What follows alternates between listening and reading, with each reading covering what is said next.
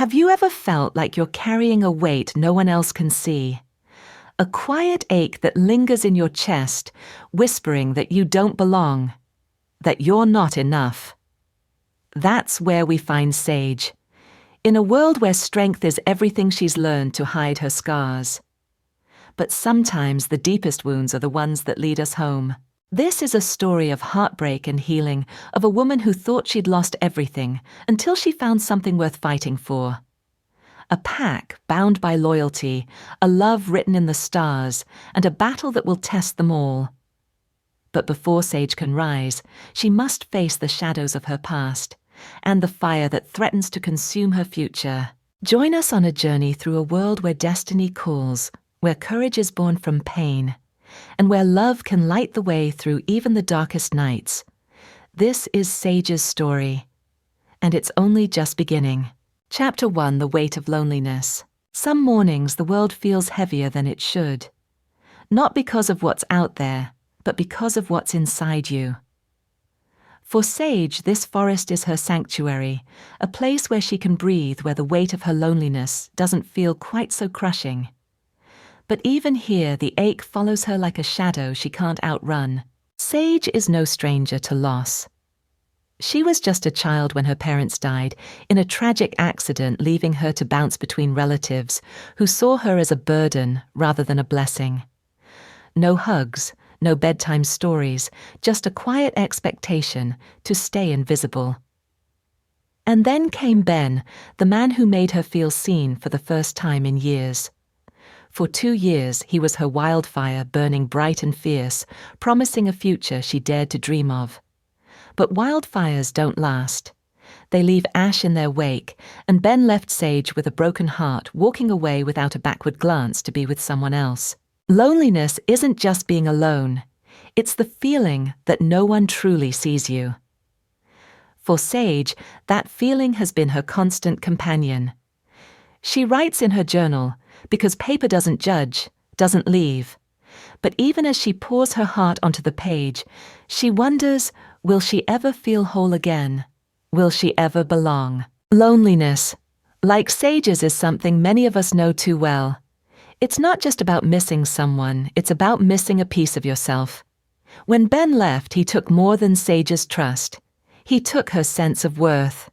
She's stuck in a cycle of self-doubt, questioning why she wasn't enough, why she's always the one left behind. This is where pain can trick us. It tells us to hide, to build walls, to keep the world at arm's length. But those walls don't protect us, they trap us. Think about a time you felt abandoned. Maybe it was a breakup like Sage's, or maybe it was a friend who drifted away, a job you lost, or a family member who wasn't there when you needed them. I remember a friend, Sarah, who went through a divorce after 10 years of marriage. She told me she felt like she was carrying an invisible weight, like no one could see how much she was hurting. She stopped going out, stopped answering calls, convinced she was better off alone. But that isolation only made the pain worse. Like Sage, Sarah was learning the hard way that running from your feelings doesn't make them disappear, it gives them more power. Sage's choice to retreat to the forest is both her strength and her struggle. It's her way of coping, of finding a space where she can be honest with herself. But it's also a sign of how deeply she's hurting.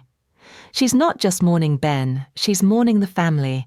She never had the love she's afraid she'll never find again. The forest, with its whispering trees and steady ground, is a mirror for her soul. Beautiful, resilient, but quiet. Too quiet. And yet there's something else inside her. Something stirring, waiting to break free. Deep within Sage, there's a voice she's only just beginning to hear. It's not loud, not yet, but it's persistent. It's the voice of her wolf, her truest self, whispering that she's stronger than she knows, that she's not as alone as she thinks. But will she listen? Or will the weight of her loneliness drown it out? As Sage sits by the river wrestling with her pain, she doesn't know that this forest holds more than just her secrets. It's a place where destinies collide, where the past meets the future. and somewhere deep within her, a spark is waiting to ignite a spark that could change everything. Let's step closer and listen to the whisper of the wolf. Chapter 2. The whisper of the wolf. Inside every one of us, there's a voice. Not the loud one that doubts or criticizes, but a quieter one, deeper, steadier. It's the part of you that knows who you are, even when the world tries to make you forget. For Sage, that voice isn't just a feeling. It's alive. It's her wolf stirring in the shadows of her soul, whispering that she's more than her pain, more than her past. Sage has always known her wolf was there, a part of her, since the day she was born into this pack. But lately it's been louder, more insistent. It's not just a feeling, it's a presence, a guide. Right now, as she stands in the forest, she's called home for so long, her wolf is trying to tell her something. It's trying to pull her out of the fog of loneliness, to remind her of the strength she's buried deep inside. This isn't the first time Sage's wolf has spoken to her. When she was a girl lost in a world that didn't want her, it was the wolf that kept her from breaking. It was the wolf that urged her to run, to fight, to survive.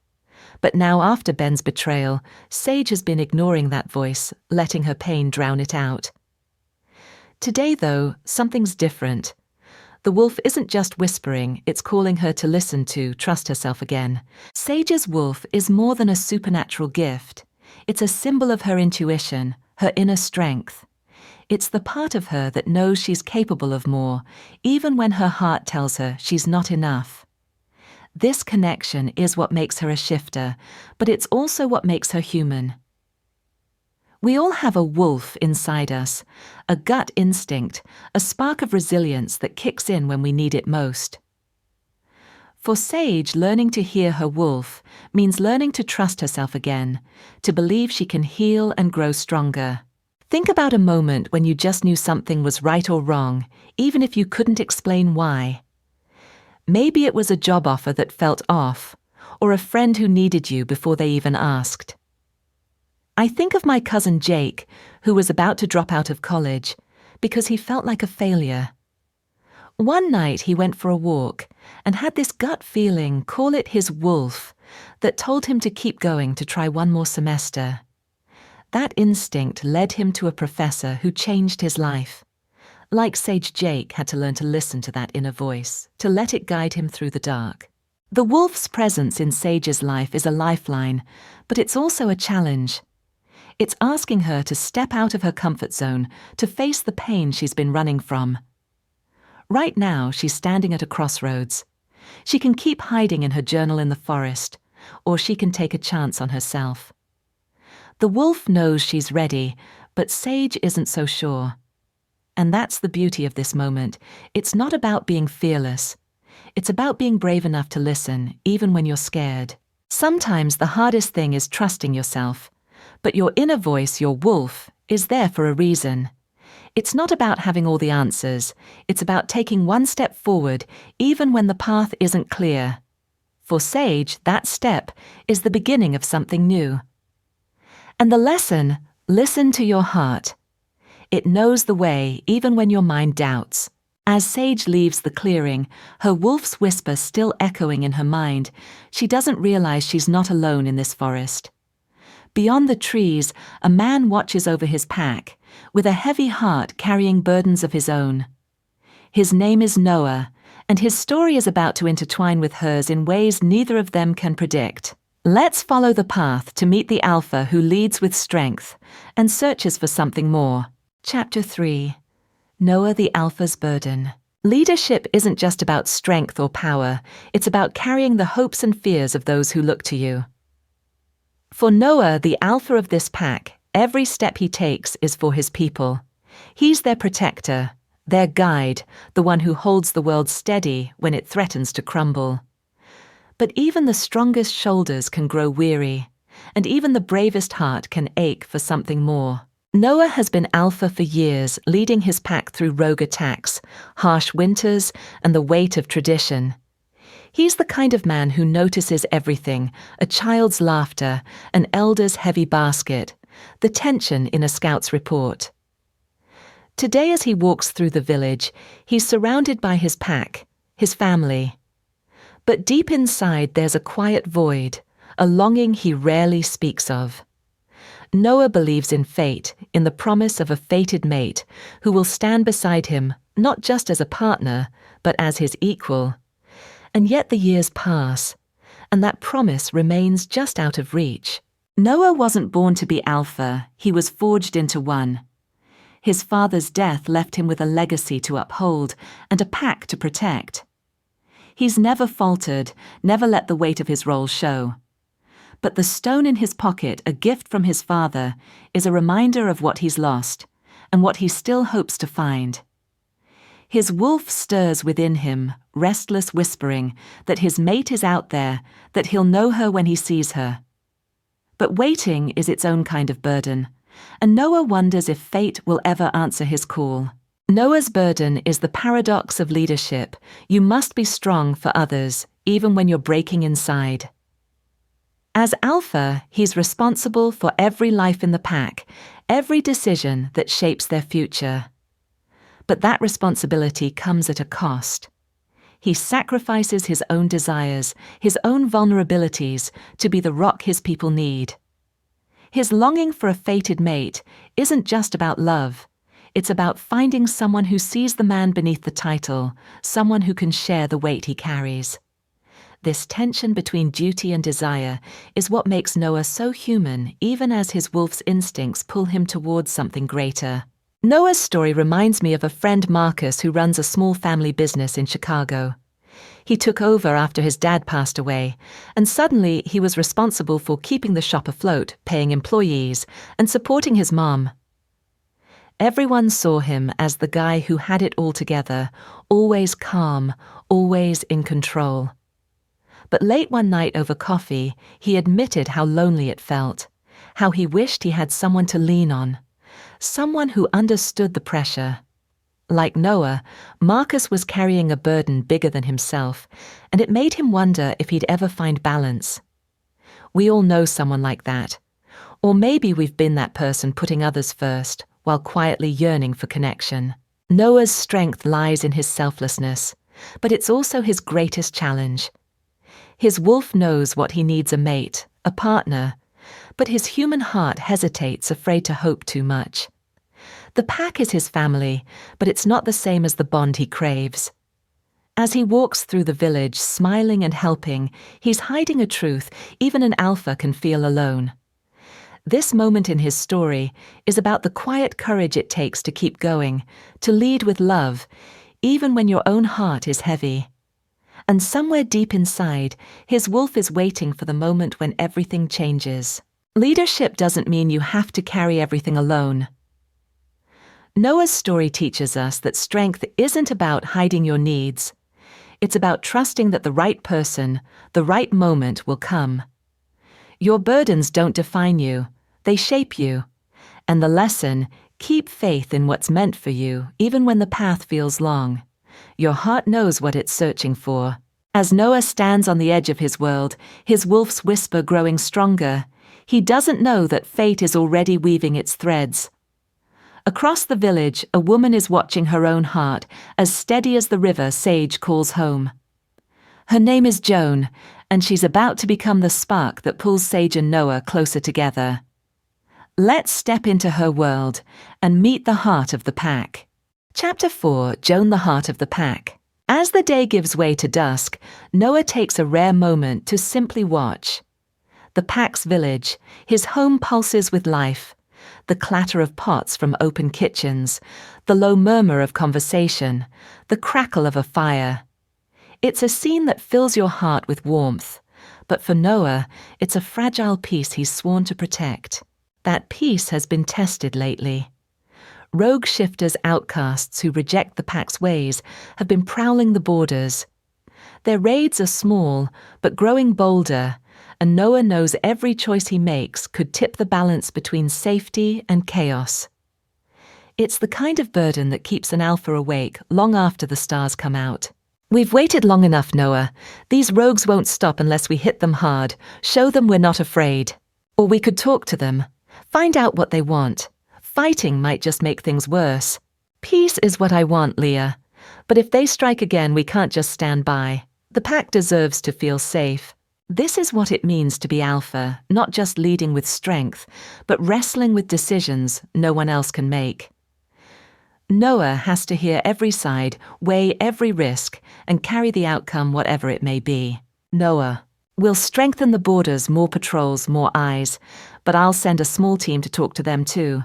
We'll prepare for the worst and hope for the best. That kind of choice isn't unique to alphas. Think about a CEO staring down a financial crisis.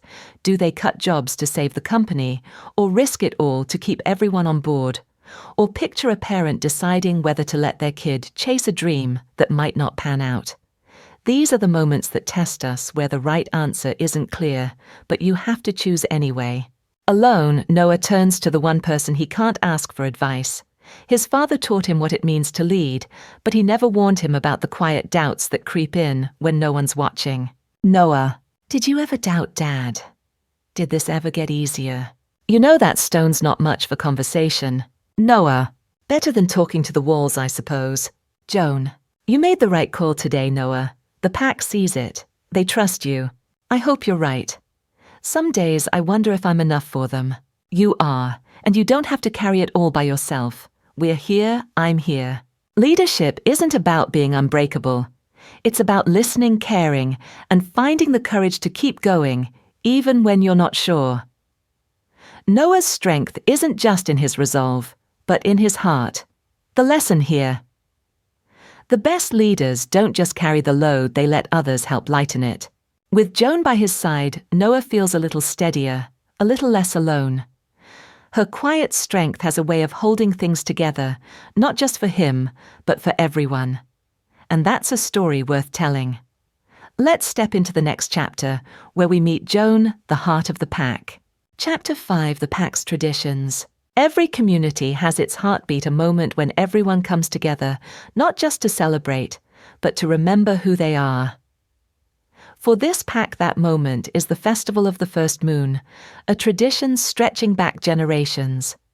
It's a night of stories, songs, and rituals, a time to honor the past and dream of the future. Tonight, the air is thick with that magic, and every soul in the village feels it. For Sage, this festival is both a wonder and a challenge. She's lived among the pack for years, but she's always felt like an outsider, a guest at someone else's table. The traditions of the pack, its songs, its rituals, are a language she's never fully learned. Tonight, though, something's pulling her closer, urging her to step into the light. Come on, Sage, you can't just stand here like a tree. Grab a drink, join the dance live a little. I don't know, Joan, it's not really my thing. Maybe not yet, but it could be. Give it a chance, yeah?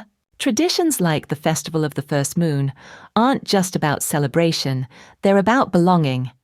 They're the stories that bind a pack, the rituals that say, you are one of us. For Sage, who's spent her life feeling unmoored, this night is a chance to find her place, to weave herself into the pack's tapestry. But it's not easy. Stepping into a tradition means risking rejection, and Sage's heart still bears the scars of being left behind. The pack's traditions are more than just events, they're the glue that holds this community together. The Festival of the First Moon honors the pack's founding, when the first shifters swore loyalty to each other under a full moon. It's a night to renew that bond, to pass down stories, and to welcome new members. For someone like Sage, though traditions can feel like a wall, a reminder of what she's never had. Joining in means letting go of her fear, trusting that the pack will catch her if she falls. It's a universal struggle. How do you embrace a community when you're afraid you don't belong? This reminds me of my friend Maria, who moved to a small town in Texas after growing up in a big city. Her first Thanksgiving there, she was invited to a huge community potluck. Everyone knew each other, sharing stories about past holidays, and Maria felt like an intruder. She almost left early, but an older neighbor handed her a plate of pie and said, "You're here, so you're family." That small gesture pulled her in and over. Time she became part of their traditions. Like Sage, Maria had to take a leap of faith to find her place. and it started with showing up. The festival of the first moon is a mirror for the pack's soul, vibrant, resilient, and rooted in connection. For Sage, it's a test of courage.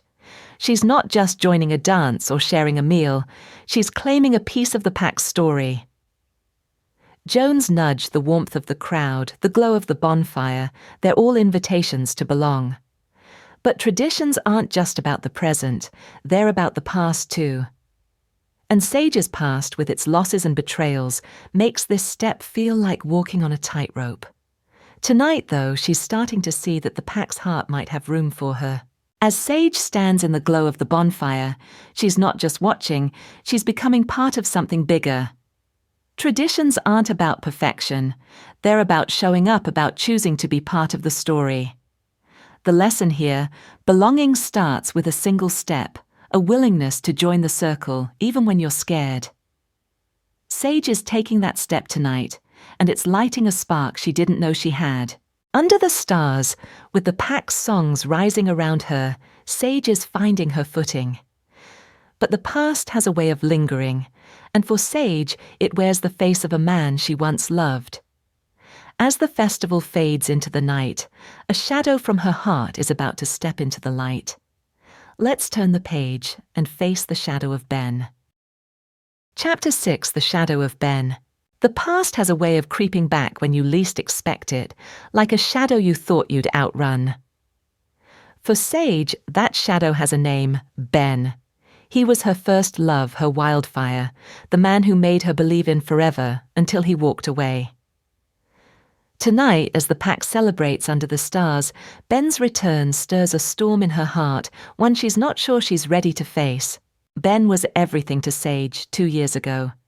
He was charming wild, the kind of man who could light up a room with a smile.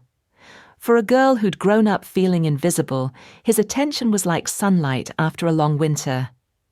They planned a life together, dreams of a home, a family.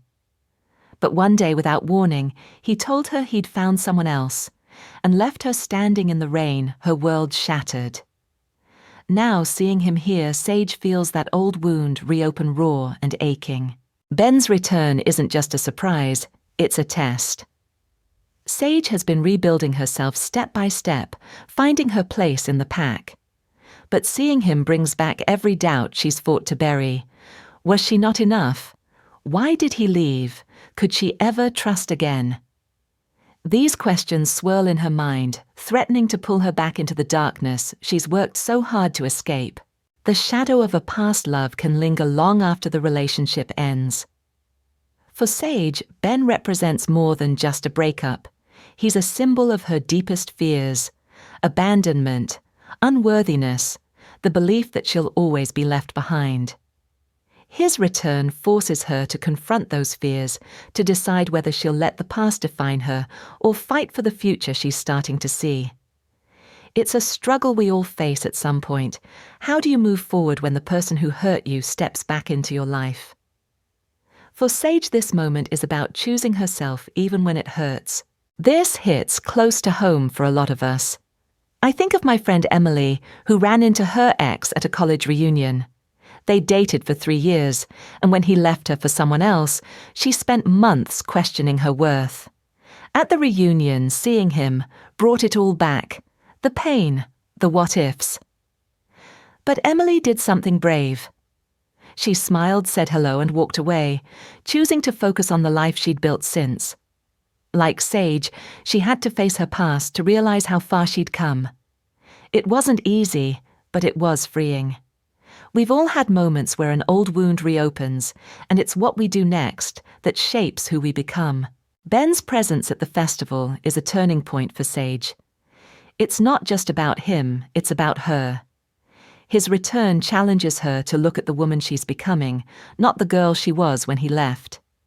The pack's warmth, Joan's friendship, Noah's quiet support. They're all reminders that she's not alone anymore. But healing isn't a straight line. Seeing Ben stirs up old pain, and Sage has to decide whether to hide from it or face it head-on. This moment is her chance to reclaim her story, to let go of the shadow that's held her back. As Sage puts her fears on the page, She's taking a small but powerful step. The past may cast a long shadow, but it doesn't have to define her future. The lesson here: facing old pain doesn't mean erasing it. It means choosing to grow through it. Sage is starting to see that she's stronger than her scars, and that strength is lighting the way forward. By the river, under the watchful gaze of her wolf, Sage is finding her courage. But the festival is far from over, and a new spark is about to ignite. Across the village, a man watches her from afar, his heart stirred by a connection he can't yet name. Let's follow that spark and meet Noah again, where the first threads of fate begin to weave. Chapter 7: The First Spark. Sometimes a single moment can change everything, a glance, a word, a feeling you can't quite name. For Sage and Noah, that moment is stirring tonight, like a spark catching in dry tinder. Amid the festival's joy, their paths are crossing, and something new is beginning to glow. Sage is still reeling from seeing Ben, her heart tangled in old wounds. But the festival, the pack's warmth, has stirred something in her, a desire to belong to, move forward. Noah, too, is searching. As alpha, he carries the pack's burdens, but his wolf senses something more, a pull towards Sage that he can't ignore. Tonight their worlds are about to brush against each other, and neither knows what it will ignite. Didn't mean to sneak up on you. Mind if I join you? Sure, it's peaceful here. Sage. Not big on festivals, huh? They're important, keeps the pack strong. But sometimes I need a little quiet to think. Sage, nodding, her voice soft. I get that. This place, it's where I come when everything feels too much. This is no ordinary conversation. It's the first spark of something deeper.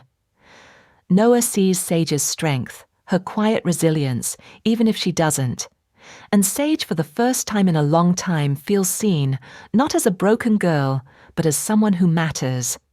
It's a fragile moment, but it's real, and it's enough to light a path forward. The connection between Sage and Noah is more than chance. It's the beginning of a bond rooted in understanding. Noah's wolf senses Sage is his fated mate, but he holds back, respecting her healing process. Sage, still guarded from Ben's betrayal, feels a pull toward Noah's steadiness, his kindness. This spark isn't about grand gestures. It's about two people meeting each other, where they are offering a glimpse of hope. It's the kind of moment we all recognize when someone sees you, really sees you, and it shifts something inside. This reminds me of my friend Alex, who met his wife at a community barbecue. He'd just gone through a rough breakup, and she was new in town, feeling out of place. They ended up talking by the fire, just about random things, music, dreams, the stars. It wasn't love at first sight, but it was a spark, a moment where they both felt understood. That conversation led to coffee, then dates, and now they're married with a kid. Like Sage and Noah, their connection started small, but it grew because they took a chance on it. We've all had those moments when a stranger's kindness feels like a lifeline. This riverside talk is a turning point for Sage and Noah. For Sage, it's a crack in the walls she's built around her heart, a chance to trust again. For Noah, it's a confirmation of what his wolf already knows, that Sage is his mate, his equal. Their connection is tentative, layered with unspoken pain and hope, but it's powerful because it's honest. The festival's joy, the pack's unity, and this quiet moment by the river are weaving their stories together, setting the stage for something extraordinary. It's a reminder that love in any form often starts with a single brave step. As Sage and Noah talk under the stars, a spark takes root, a promise of something more.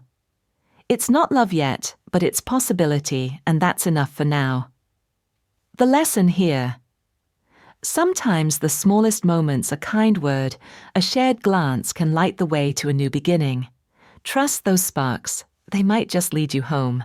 With the festival's warmth behind them and a new connection flickering, Sage and Noah are stepping into uncharted territory.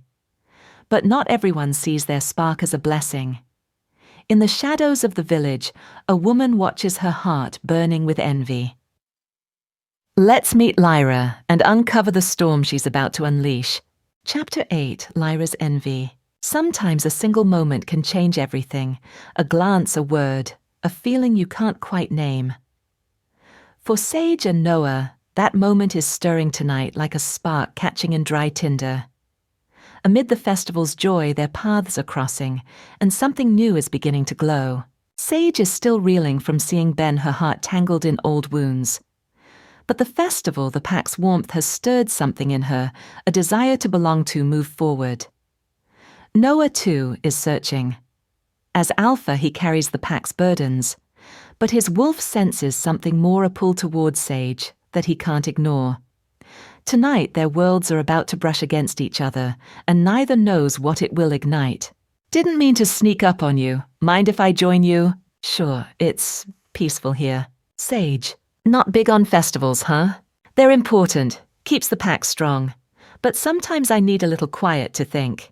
I get that. This place, it's where I come when everything feels too much. This is no ordinary conversation. It's the first spark of something deeper. Noah sees Sage's strength, her quiet resilience, even if she doesn't.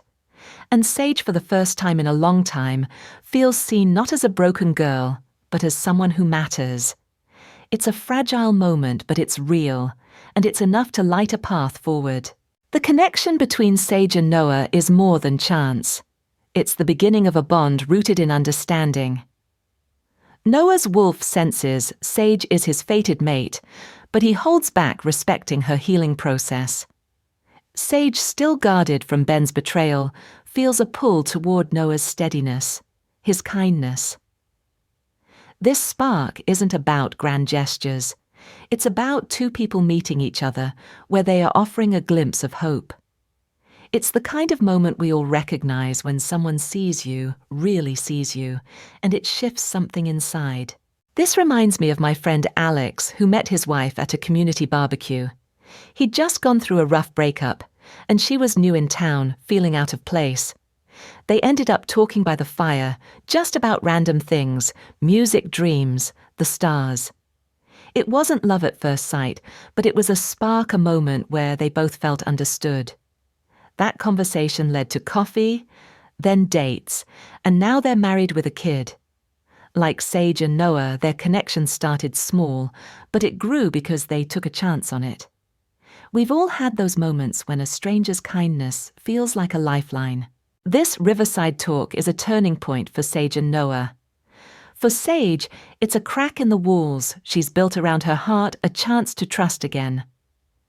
For Noah, it's a confirmation of what his wolf already knows, that Sage is his mate, his equal. Their connection is tentative, layered with unspoken pain and hope, but it's powerful because it's honest. The festival's joy, the pack's unity, and this quiet moment by the river are weaving their stories together, setting the stage for something extraordinary. It's a reminder that love in any form often starts with a single brave step. As Sage and Noah talk under the stars, a spark takes root, a promise of something more. It's not love yet, but it's possibility, and that's enough for now. The lesson here: sometimes the smallest moments, a kind word, a shared glance, can light the way to a new beginning. Trust those sparks. They might just lead you home. With the festival's warmth behind them and a new connection flickering, Sage and Noah are stepping into uncharted territory. But not everyone sees their spark as a blessing. In the shadows of the village, a woman watches her heart burning with envy. Let's meet Lyra and uncover the storm she's about to unleash. Chapter 9, The Rogue Threat. Every community faces threats, some from within, some from beyond. For the pack, the danger lies in the shadows of the forest, where rogue shifters prowl. These outcasts, unbound by loyalty or law, have been testing the pack's borders, their attacks growing bolder. As dawn breaks, the pack braces for what's coming, knowing that peace is never guaranteed. The rogues aren't just a nuisance, they're a real threat to everything the pack holds dear. Unlike the pack who live by trust and unity, the rogues are driven by survival resentment, or something darker. Their raids have stolen supplies, injured scouts, and sown fear. For Noah, Joan, and the pack, Every encounter is a reminder that strength alone isn't enough. They need strategy, courage, and each other. Joan, leave now or you won't walk away. This was a small victory, but it's a warning. The rogues are getting braver, their movements more coordinated. Back at the village, Noah knows the pack must prepare not just to defend, but to understand what's driving these attacks. It's a challenge that tests more than their claws. It tests their unity. The rogue threat is more than a physical danger, it's a test of the pack's resilience. These shifters, cast out or self-exiled, represent chaos, a challenge to the pack's order and values. For Noah, leading against them means balancing strength with wisdom, knowing when to fight and when to seek answers. It's a dynamic we see in any community facing external pressures, whether it's a town dealing with crime or a family navigating hard times. The rogues force the pack to ask, how do we stay strong without losing who we are? For Sage, still finding her place, this threat is a chance to prove herself, to show she's part of this fight. This reminds me of a small town I visited in Colorado, where a series of break-ins had everyone on edge. The community could have panicked or turned on each other, but instead they came together. Neighbors started a watch program, shared resources, and worked with the police to understand why the crimes were happening. Turns out many of the thieves were desperate, out-of-work locals. By addressing the root causes and staying united, the town not only stopped the break-ins, but grew stronger. Like the pack, they faced a threat by leaning on each other, not just fighting back. We all face challenges that test our unity, and it's how we respond that defines us. The rogue threat is a mirror for the pack's soul. It's not just about survival, it's about what holds them together. Noah's leadership. Joan's courage and even Sage's quiet determination are all part of the pack's strength. But the rogues aren't faceless enemies. They're shifters too, with their own stories, their own pain. This complexity challenges the pack to look beyond the fight, to question what drives the rogues and whether peace is possible. For Sage, watching from the sidelines, this is a moment to step up, to show she's ready to protect her new home. The threat is real, but so is the pack's resolve. Noah. They're testing us, but we're not backing down. We'll double the patrols and train harder. Sage, I want you with Joan's team tomorrow. Me, okay, I won't let you down. Damn right you won't. Let's show those rogues what we're made of. As the pack rallies, Sage is finding her place in the fight. The rogue threat is daunting, but it's also a chance for her, for Noah, for all of them to prove their strength lies in unity. The lesson here: challenges don't just test us. They bring us together, showing us what we're capable of when we stand as one. With the rogues closing in and the pack gearing up, Sage is stepping into a new role. But strength isn't just about fighting, it's about learning, growing, and finding your footing. As Sage prepares to join Joan's patrol, she's about to discover her own power. Let's follow her into the training grounds and see what she's made of. Chapter 10: Sage's Training. Every journey towards strength starts with a single step, sometimes a shaky one. For Sage, that step is here in the heart of the pack's training grounds. The rogue threat looms closer, and Noah's call for her to join Joan's patrol has lit a fire in her. Today, she's not just learning to fight, she's learning to believe in herself. Sage has never been one for the spotlight. Growing up, she stayed quiet, invisible, avoiding attention to survive. The idea of sparring in front of others, of proving herself, feels like standing on the edge of a cliff. But the pack needs her now, and deep inside, her wolf is stirring, urging her to rise. With Joan by her side, Sage is about to discover what she's capable of. Joan. Ignore them, Sage. First tries are always messy. Keep your feet light like you're dancing with the wind. Try again. Okay, I've got this. This isn't just about learning to fight, it's about finding her place. Each swing, each stumble is a step toward confidence. Joan's guidance, the pack's support, they're helping Sage see she's not alone. Her wolf hums softly in her mind, proud as if saying, "You're stronger than you know." Sage's training is more than physical. It's a metaphor for growth.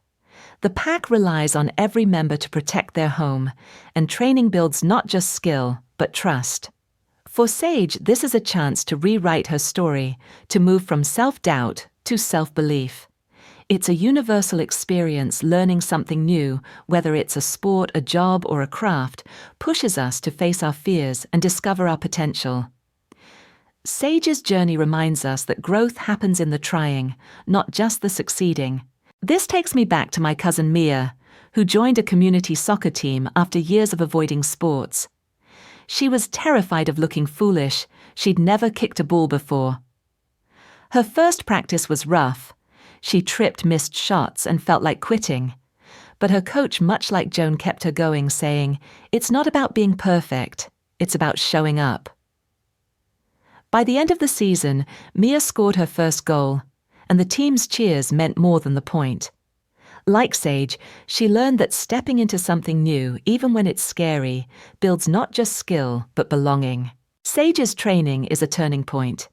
Each move she masters, each cheer from the pack, chips away at the walls she's built around her heart. Joan's tough love approach and the pack's growing acceptance are showing her she's part of something bigger.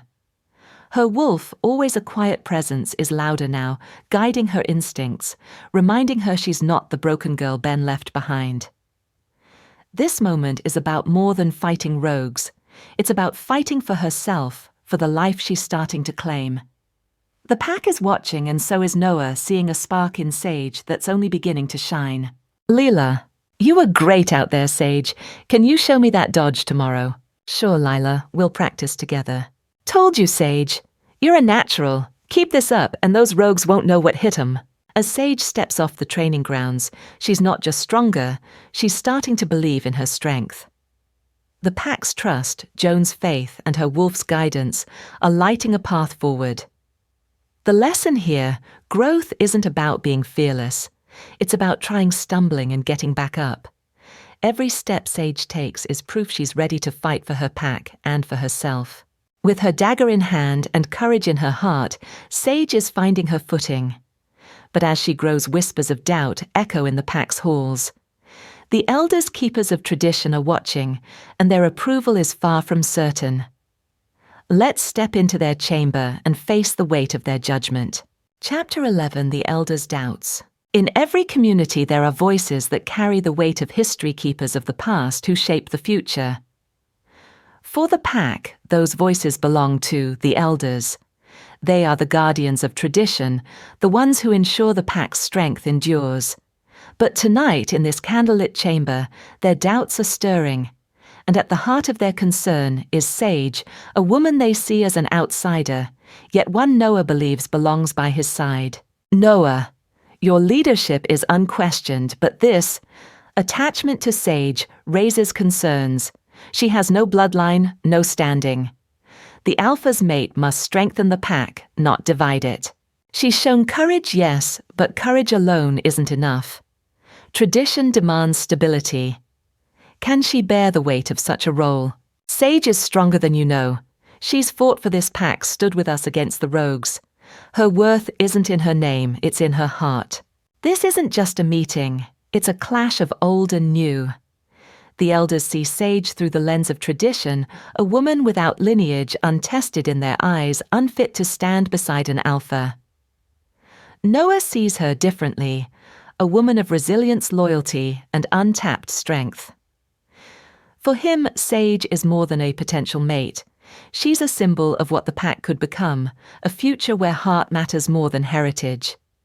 But convincing the elders means challenging centuries of custom, and that's a battle even an alpha doesn't take lightly. The elders' doubts reflect a universal tension, the pull between tradition and progress.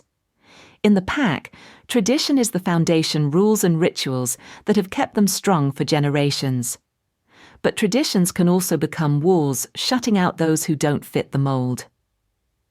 Sage, with her quiet strength and outsider status, challenges those walls. The elders' hesitation isn't cruelty. It's fear of change, of what might happen if the pack strays from what's known. This dynamic plays out in every community, from families clinging to old ways to workplaces resisting new ideas. For Noah and Sage, this moment is about proving that strength comes in many forms and love can rewrite the rules. This reminds me of a story from my hometown in Ohio. A local church had a tradition of only men serving as deacons going back decades. When a woman, Clara, stepped forward, smart, kind, and deeply faithful, some elders balked. They worried it would disrupt the community, that she couldn't handle the role. But Clara's pastor, like Noah, saw her potential and fought for her. After months of debate, Clara was appointed, and she brought new energy, drawing in younger members and healing old divides. Like Sage, Clara faced doubt not because of who she was, but because she didn't fit the old script. Her story shows that challenging tradition can strengthen, not weaken, a community. The elders' doubts are a test not just for Sage, but for the pack's soul. Their resistance stems from a desire to protect, but it risks stifling growth. Noah's defense of Sage isn't just about love, it's about vision. He sees a pack where anyone can rise, where loyalty and courage outweigh bloodlines. Sage, still finding her footing, doesn't yet know how pivotal this moment is. Her presence is forcing the pack to question what truly makes them strong. The elders may doubt her now, but their judgment is only one part of the story. The real question is whether Sage will prove them wrong, not for them, but for herself. As the elders' voices echo in the chamber, Sage is already proving her worth, one small act at a time. The doubts of others can't dim her light, not when she's starting to shine.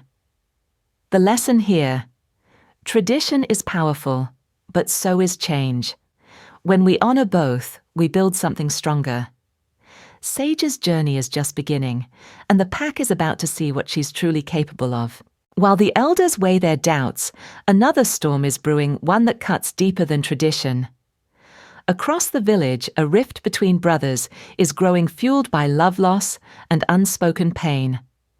Let's step into the tension and uncover the clash between Noah and Ben. Chapter 12: Noah and Ben's Rift. Family ties are strong, but they're not unbreakable. For Noah and Ben, brothers bound by blood and shared history, a wedge has driven them apart. It's not just about Sage, though she's at the heart of it. It's about years of unspoken pain, of living in each other's shadows, and the choices that have led them here. Tonight, under the stars, their rift is coming to a head, and neither knows if they can bridge it. Ben, you couldn't wait, could you? Noah: the second I was gone, you moved in on her. My own brother. That's not how it was, Ben. You left her. You walked away. I'm not the one who broke her heart.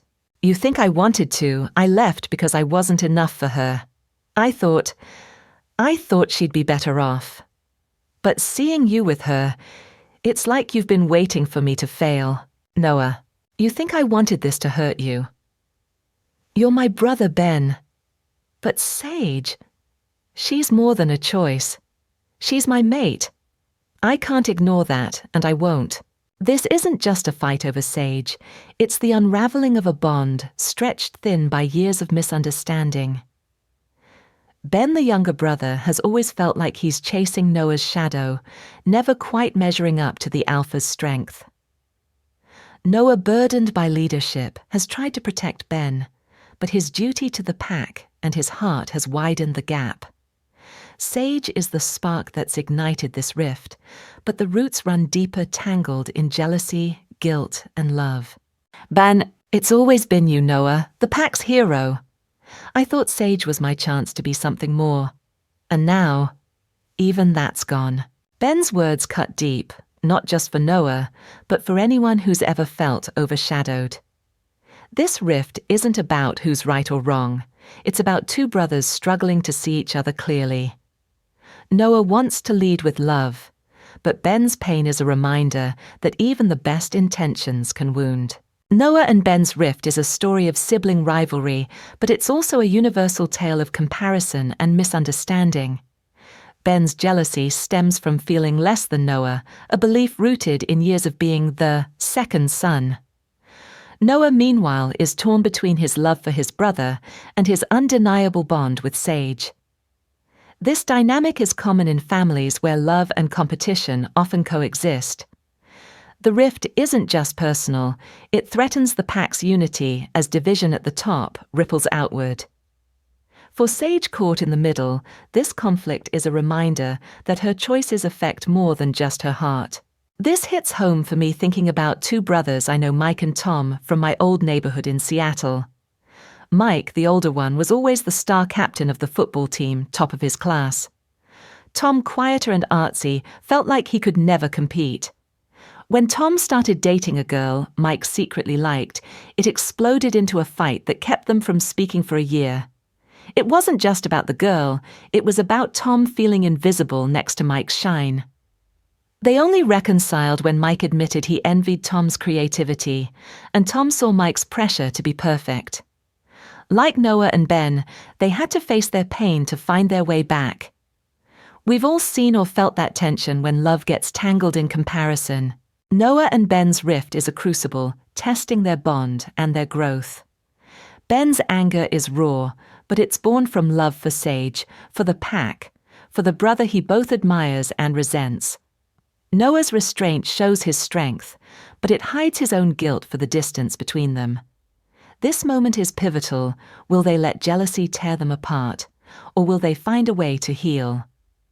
For the pack, their unity is vital, especially with the rogue threat looming. Sage's presence, though unspoken here, is the catalyst forcing both brothers to confront their truths. The outcome will shape not just their relationship, but the pack's future. As Ben walks away, the rift between them feels wide, but it's not the end. Love, even when it hurts, has a way of finding a path forward. The lesson here: comparison can poison even the strongest bonds, but honesty and understanding can mend them. Noah and Ben's story is unfinished, and the pack's strength depends on what comes next. While the brothers' rift simmers, Sage is carving her own path, unaware of the storm she's sparked. By the river, her journal holds her fears, and hopes a quiet space where she's starting to find her voice. Let's return to her side and uncover the words she's writing and the strength she's discovering. Chapter 13, Sage's Journal. In the stillness of the night when the world feels far away, Sage turns to the one place where her heart can speak freely, her journal. It's more than paper and ink. It's her sanctuary, where fears and dreams spill out without judgment.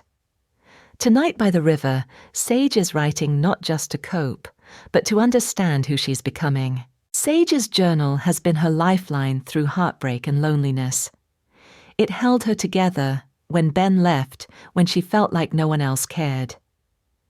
Now it's capturing a new chapter 1, where she's grappling with Ben's return, Noah's quiet kindness, and the pack's growing trust.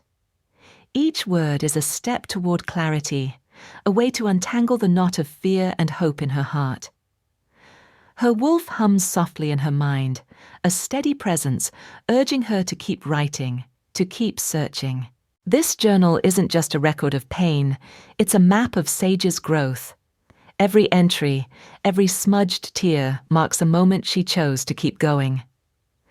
Tonight she's writing about Noah, about the way his steady presence makes her feel seen, and about the fear that opening her heart again might break it. But she's also writing about herself, about the woman she's becoming stronger than she ever thought possible. Sage's journal is a powerful tool for self-discovery. Writing allows her to process complex emotions, to see her fears and hopes laid bare. It's a practice that mirrors therapy or meditation, giving her space to reflect and grow. For Sage, journaling is especially vital because she's spent so long feeling invisible. Putting her thoughts on paper makes them real, gives her a voice when the world feels too loud. This act of writing is universal. Whether it's a diary, a letter, or a note on your phone, expressing yourself can light the way through darkness. For Sage, it's helping her navigate the pull between her past with Ben and the possibility of a future with Noah. This reminds me of my friend Jason, who started journaling during a rough patch in college. He was struggling with anxiety, feeling lost about his future, and didn't know how to talk about it.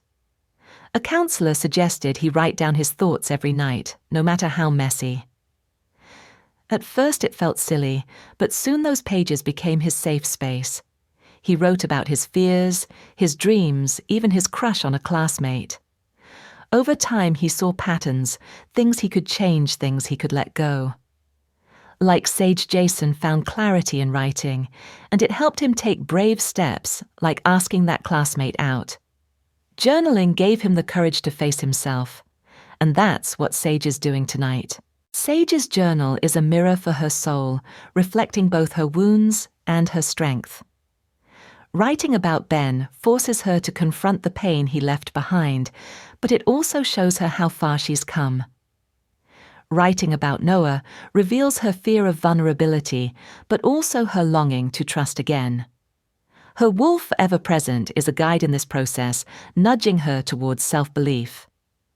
This moment by the river is quiet, but profound. Sage is reclaiming her story, word by word. The pack's trust, Noah's gaze, Joan's friendship, they're all part of it. But this journal is where Sage is learning to trust herself. It's a foundation for the battles ahead, both within and beyond the village. As Sage leaves the river, her journal holds more than words, it holds her courage. Writing has given her a voice, a way to face her fears and dream of what's possible. The lesson here: your thoughts, when given space, can guide you toward healing and strength. Sage is finding hers, and the pack is about to see it shine. With her journal as her anchor, Sage is stepping back into the pack's embrace, ready to grow. But the village is stirring with celebration, a festival that will draw her closer to Noah and test her place among the pack. Let's join the festivities and see where the night leads. Chapter 14, The Festival. There's a magic in coming together, in sharing stories and songs under the stars. For the pack, the festival of the first moon is that magic, a night to celebrate their bond, to honor their history, and to weave new memories. Tonight, the village hums with life, and for Sage, it's a chance to step out of the shadows and into the pack's embrace. Joan. Look at you! Sage actually joining the fun drink up. This stuff's the best part of the night. It's a lot, but it feels good, like I'm part of something. That's because you are. Come on, let's dance before the elders start their boring speeches. For Sage, this festival is more than a celebration. It's a lifeline. She's spent so long feeling like an outsider, carrying the weight of her past with Ben and her childhood losses. But tonight, surrounded by the pack's warmth, she's starting to feel a flicker of belonging. The music, the laughter, Joan's easy friendship, they're all threads pulling her into the pack's story, inviting her to claim her place. This moment is a turning point for Sage. The festival isn't just about tradition, it's about connection, about choosing to step into the light. Noah's gaze, Joan's encouragement, the pack's cheers. They're all signs that she's not alone anymore. But belonging isn't easy. It means risking rejection, opening your heart to a community that might not fully accept you yet. Sage is taking that risk tonight, and it's sparking something new inside her. The festival of the first moon is the pack's heartbeat, a celebration of their shared history and unbreakable bond. It marks the night their ancestors swore loyalty under a full moon, a vow renewed each year through song, dance, and ritual. For Sage, it's a chance to weave herself into that bond, to move from observer to participant. This dynamic is universal. Every community has its rituals, holidays, reunions, gatherings, that invite us to belong. Joining in can feel daunting, especially when you've been hurt or feel like you don't fit. Sage's journey shows us that belonging starts with showing up with daring to be part of the story, even when it's scary. This reminds me of my neighbor Aisha, who moved to our small town in Virginia from Chicago. The first time she was invited to the town's 4th of July barbecue, she almost didn't go, she didn't know anyone, and felt like an outsider. But a coworker dragged her along, much like Joan with Sage. Aisha ended up helping with the grill-swapping stories with strangers, and even joining a silly line dance. By the end of the night, she had new friends, and a sense of home.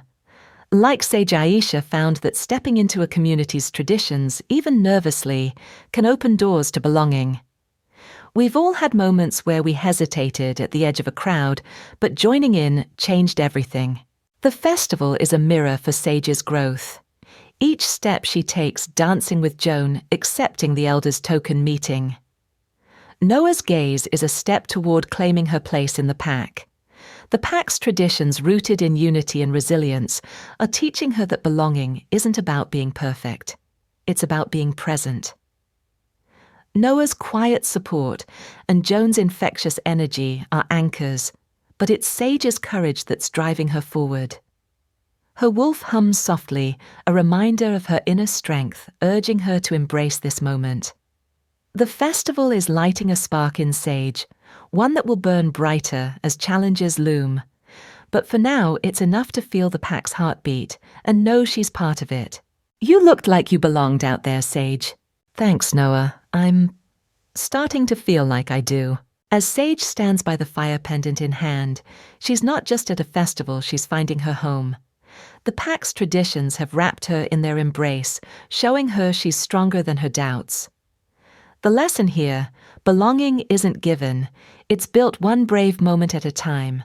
Sage is building hers, and the pack is richer for it. With the festival's light warming her heart, Sage is stepping closer to the pack and to Noah. But not every eye watching tonight is kind. In the shadows, a plan is forming, one driven by envy and ambition. Let's turn our gaze to Lyra and uncover the plot she's weaving. Chapter 15, Lyra's plot. Even in the warmest communities, shadows can linger, hidden motives, unspoken grudges. For Lyra, the festival's light only deepened her darkness. Her envy of Sage has grown into something more, a plan sharp and deliberate that could unravel the pack's fragile unity. Tonight in this quiet grove, Lyra is setting her plot in motion, and no one, not even Noah, sees it coming. Lyra isn't a monster. She's a woman shaped by pressure and pride. As an elder's daughter, she's carried the weight of expectation her whole life to be strong, flawless, the perfect mate for an alpha. In her mind, Sage's rise threatens everything she's worked for. Her plan isn't just about removing Sage, it's about reclaiming the future she believes is hers. But envy is a treacherous guide, and Lyra's heart is leading her down a path that could hurt more than just her rival. Lyra's plot is a spark in dry grass, small now, but ready to ignite. She's not acting alone. Her note suggests allies, perhaps even rogues, willing to exploit her resentment. This isn't just a personal vendetta, it's a threat to the pack's heart. Lyra's pain is real, but her choice to weaponize it could cost her everything she claims to protect. Lyra's plot is driven by envy, but at its core it's about insecurity, a fear that her worth depends on outshining others. In the pack, where unity is strength, her actions are a betrayal not just of Sage, but of the community's trust. This dynamic is deeply human. When we feel threatened, it's tempting to lash out to protect our place by pushing others down. Lyra's plan, though extreme, reflects that impulse. Her alliance with outsiders hinted at in her note shows how far envy can push someone, turning allies into enemies and loyalty into manipulation. For Sage, unaware of the danger, this plot is a hidden storm, one that will test her growing strength. This reminds me of a story from my old office in Boston. A colleague, Rachel, was a star performer, always expected to lead big projects. When a new hire, Sam, started getting praise for fresh ideas, Rachel felt her spotlight dimming. Instead of collaborating, she began undermining Sam, spreading subtle doubts about his work, taking credit for his contributions. Her insecurity drove a wedge between the team, and when her actions came to light, she lost the trust she'd worked years to build. Like Lyra, Rachel let envy cloud her judgment, hurting herself most of all. We've all felt that sting of comparison, but it's what we do with it that matters. Lyra's plot is a pivotal moment not just for her, but for the pack's story. Her envy, fueled by years of pressure, has blinded her to Sage's humanity and the pack's values. The violin notes suggest a dangerous scheme, perhaps sabotage or worse, timed to exploit the pack's focus on the rogues. Her wolf restless and conflicted hints at her inner turmoil, but Lyra's pride is drowning it out. This choice marks a turning point. Will she follow this path to its bitter end, or will something pull her back? For Sage and Noah, Lyra's actions are an unseen threat, one that will challenge their bond and the pack's unity. The festival's warmth feels distant, now replaced by the chill of betrayal. As Lyra's plot takes shape in the shadows, the pack's light still burns. Envy can spark destruction, but it doesn't have to win. The lesson here: our worth isn't measured by dimming others, it's in lifting each other up. Lyra's choice is hers, but the pack's strength lies in unity, and that's a light even her shadows can't extinguish. While Lyra's plan simmers in the dark, the pack is rallying for a fight of its own.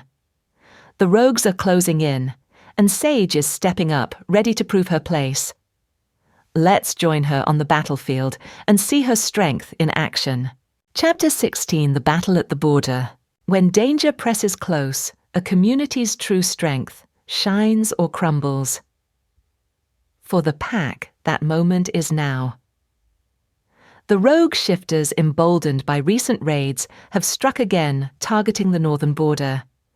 Tonight, Sage steps into her first real fight, not just for the pack, but for the place she's starting to call home. This battle is more than claws and steel. It's a test of courage and unity. This isn't just a skirmish, it's a crucible. The rogues are testing the pack's resolve, probing for weakness. For Sage, every move is a chance to prove she belongs, to show the pack, and herself she's more than her past. Joan fights beside her, fierce and focused, while Noah watches from above, ready to join if needed. Together, they're a tapestry of trust, each thread vital to holding the line. Leela: you saved me, Sage, thank you. Just doing what we do, looking out for each other.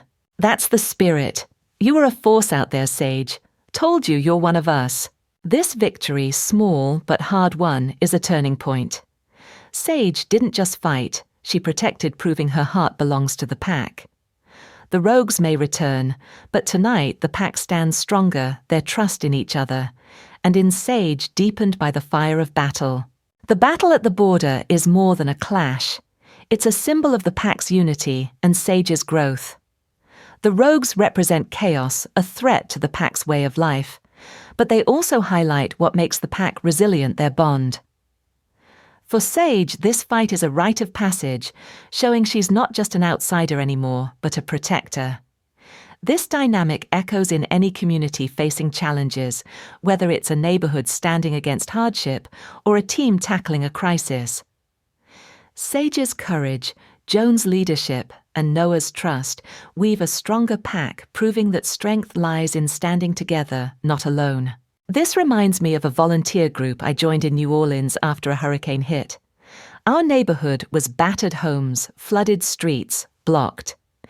A small team of us strangers at first worked to clear debris and deliver supplies. One day, looters showed up trying to steal from a damaged store. We didn't fight with fists, but we stood together firm, and they backed off.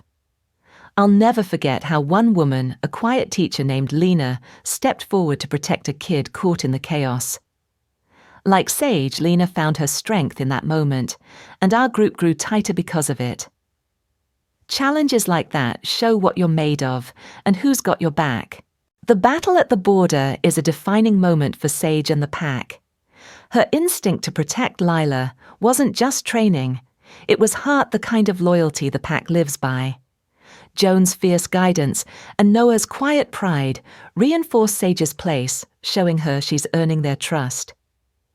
The rogues, though defeated tonight, are a reminder of the bigger fight ahead, one that will demand more than courage.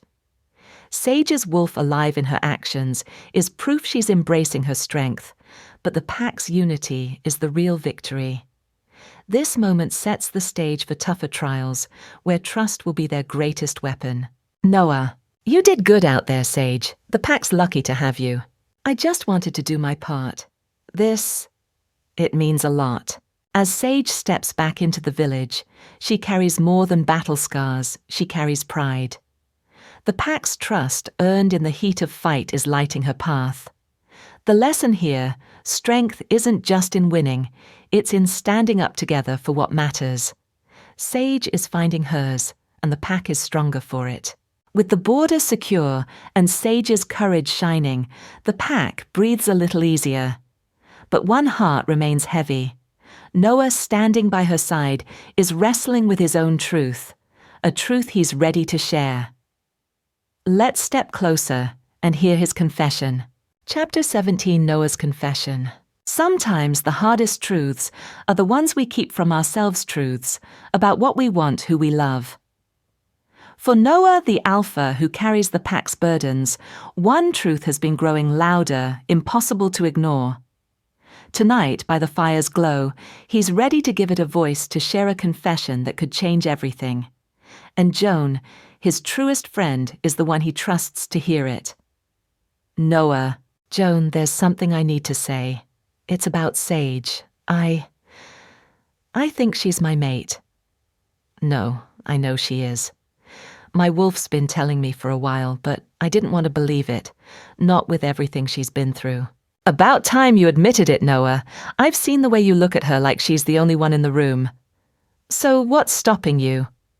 She's strong, she's kind, and she's got the pack's respect.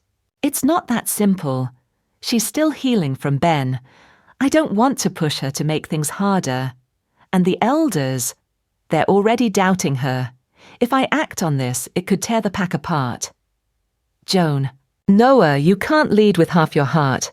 Sage isn't some fragile thing, she's tougher than most of us. And the elders. They'll come around. You're the alpha.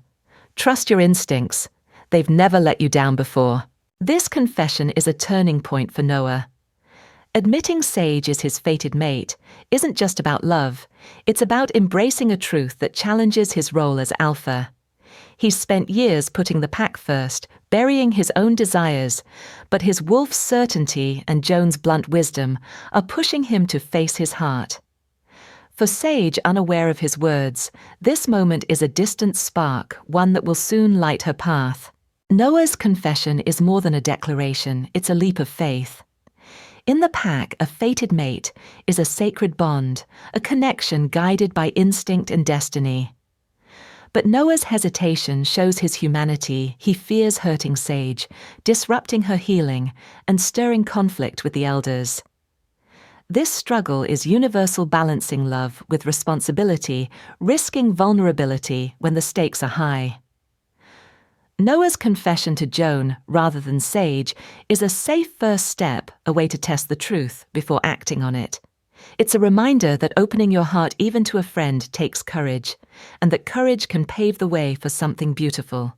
This reminds me of my friend David, a single dad in Denver, who fell for a coworker, Ellie, after years of focusing only on his daughter. He knew Ellie was special. She made him laugh, made him feel alive, but he was terrified of messing things up for his kid and for her. Instead of telling Ellie, he confided in his sister, first spilling his fears over coffee. That conversation gave him the clarity to take a chance, and now he and Ellie are engaged. Like Noah, David needed to voice his truth to someone he trusted before he could act on it. We've all had moments where saying something out loud, even to a friend, makes it real and gives us the push to move forward. Noah's confession is a pivotal moment, not just for him, but for the pack's story. His love for Sage rooted in her resilience, and heart challenges the elders' traditions and Ben's lingering shadow. Joan's role as his confidant is crucial. Her honesty cuts through his doubts, reminding him that leadership includes following his heart. Noah's wolf, certain of Sage's place as his mate, is a guide, but his human side grapples with timing and consequences. This moment sets the stage for deeper bonds and tougher trials, as Noah's truth will ripple through the pack, testing their unity. For Sage, still finding her strength, Noah's feelings are a light she doesn't yet see, but it's growing brighter. Joan. She's worth it, Noah. Just don't wait too long. Life's too short even for an alpha. Thanks, Joan. I needed that.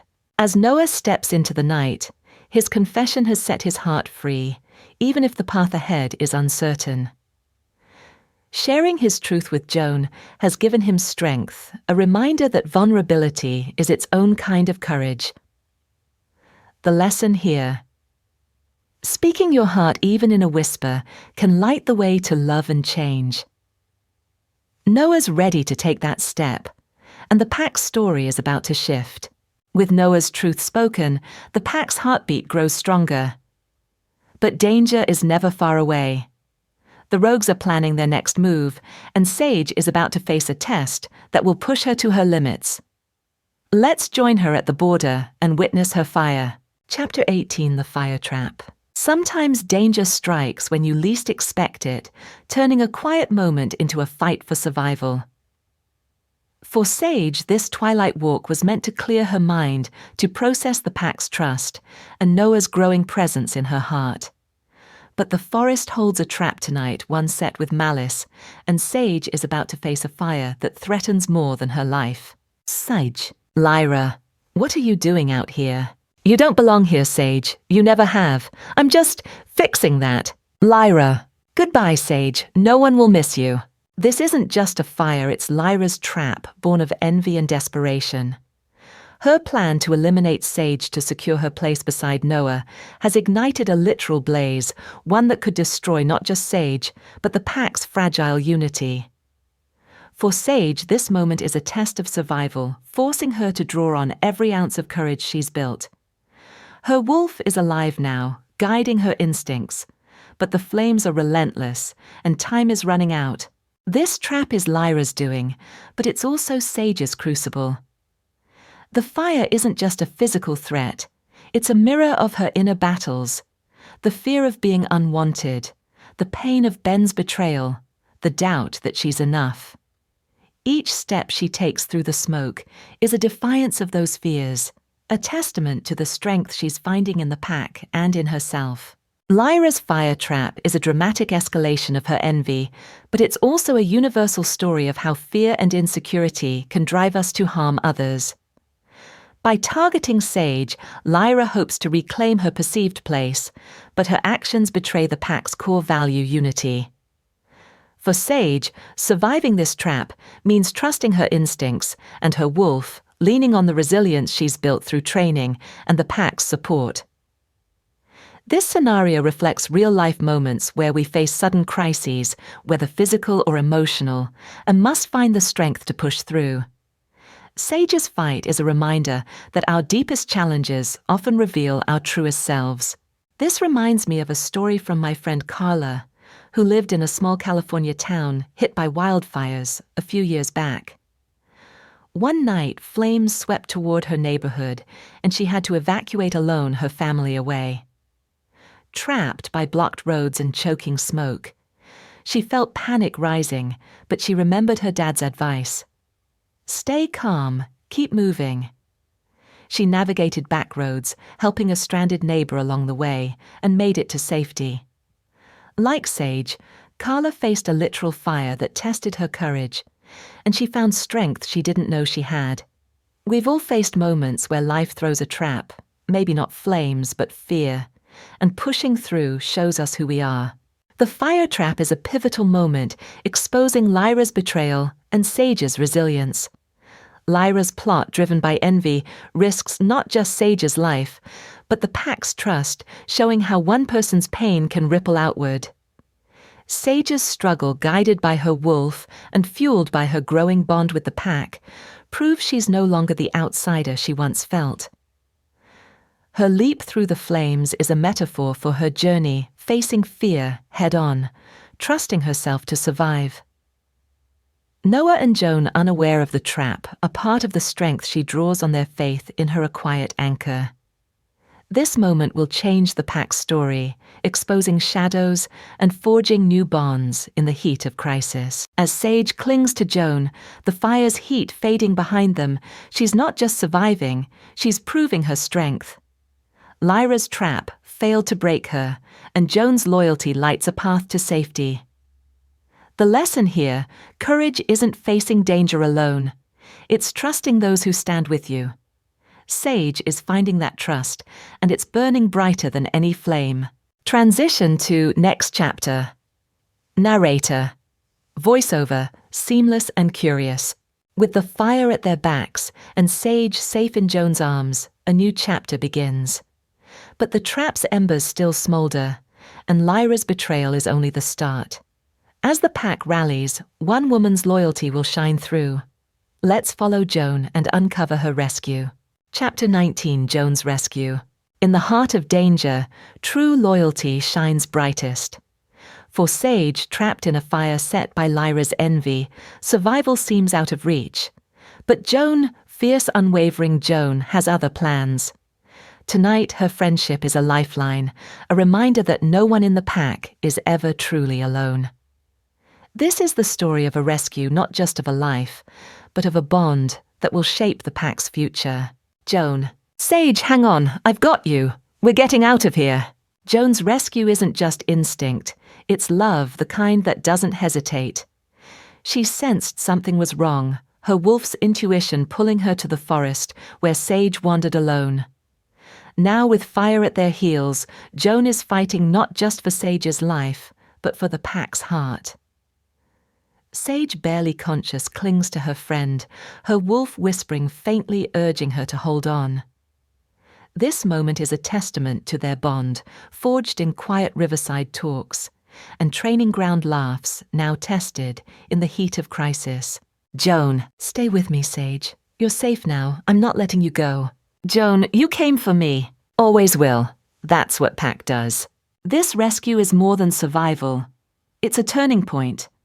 Joan's courage has saved Sage, but it's also strengthened the pack's soul. Their friendship built on trust and laughter is now unbreakable, a beacon for what the pack stands for. Sage, pulled from the fire, is seeing her place more clearly, knowing she's not alone. But the flames were no accident, and the truth of Lyra's betrayal looms ready to test them all. Joan's rescue is a powerful symbol of loyalty and sacrifice. In the pack where unity is everything, her actions embody the vow to protect one another, no matter the cost. For Sage, this moment is a revelation. She's not just an outsider anymore. She's family. Lyra's trap, meant to destroy, has instead forged a deeper bond, showing that love and trust can outshine even the darkest schemes. This dynamic is universal in any community. The people who show up in your darkest moments are the ones who define home. Joan's rescue reminds us that true strength lies in standing for each other, especially when the odds seem impossible. This takes me back to a story from my friend Marcus in Atlanta. During a bad storm, his neighbor's house caught fire, trapping their elderly mom inside. Marcus didn't think. Twice he ran through the rain, kicked in the door, and carried her out just as the roof collapsed. He wasn't a hero by trade, just a guy who cared. That act saved her life and brought the neighborhood closer, turning strangers into family. Like Joan, Marcus acted on instinct and love, proving that the courage to save someone can change a community. We've all seen or been that lifeline for someone, and it's those moments that bind us. Joan's rescue is a defining moment, not just for Sage, but for the pack's story. Her unwavering loyalty counters Lyra's betrayal, showing the pack's heart at its strongest. Sage's survival guided by her wolf, and Joan's strength marks her transformation. She's no longer defined by her past, but by her place in the pack. Joan's role, both warrior and friend, underscores the power of connection, a thread that holds the pack together against rogues and internal strife. The fire trap, meant to break them, has only made them stronger, But Lyra's shadow still looms, and the truth of her actions will soon ignite new challenges. For Sage, this rescue is a spark of hope, lighting her path forward. Noah, Sage, you're okay, thank the stars. Thanks to Joan, I'm still here. Don't get sappy on me now. We've got a fire to put out and someone to answer for it. As Joan pulls Sage from the fire, she's not just saving a friend, she's saving the pack's heart. Their bond forged in trust is a light no flame can dim. The lesson here, loyalty isn't just showing up, it's fighting through the fire for those you love. Sage is alive and the pack's strength burns brighter, ready for what's next. With Sage safe and the fire's embers cooling, the pack turns its gaze to the truth. Lyra's trap has left scars, and Noah is ready to face the one who set it. Let's step into the village and witness the reckoning. Chapter 20, Noah's Sacrifice. In the aftermath of betrayal, a leader's true heart is revealed. For Noah, the fire that nearly claimed Sage was more than a tragedy, it was a wake-up call. Lyra's trap exposed a crack in the pack's unity, and now Noah must act not just to protect Sage, but to save the pack from itself.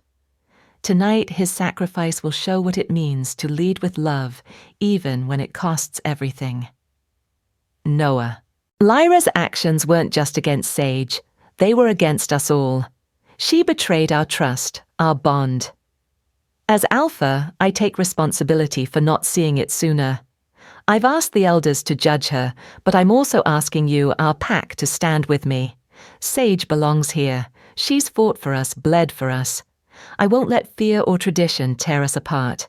You speak with conviction, Noah, but the pack is divided. Some still doubt her place. Then let me be clear. Sage is my mate. My wolf knows it, and so do I. If that divides us, I'll step down as Alpha to keep her safe. The pack deserves a leader who fights for every heart, not just the ones that fit tradition. This is Noah's sacrifice offering to give up his role, his legacy for Sage, and the pack's future. It's not just about love, it's about redefining what the pack stands for. Lyra's trap meant to destroy has forced Noah to confront the elders' doubts and the pack's divisions head on. For Sage, hearing Noah claim her as his mate is overwhelming, a light piercing her lingering fears.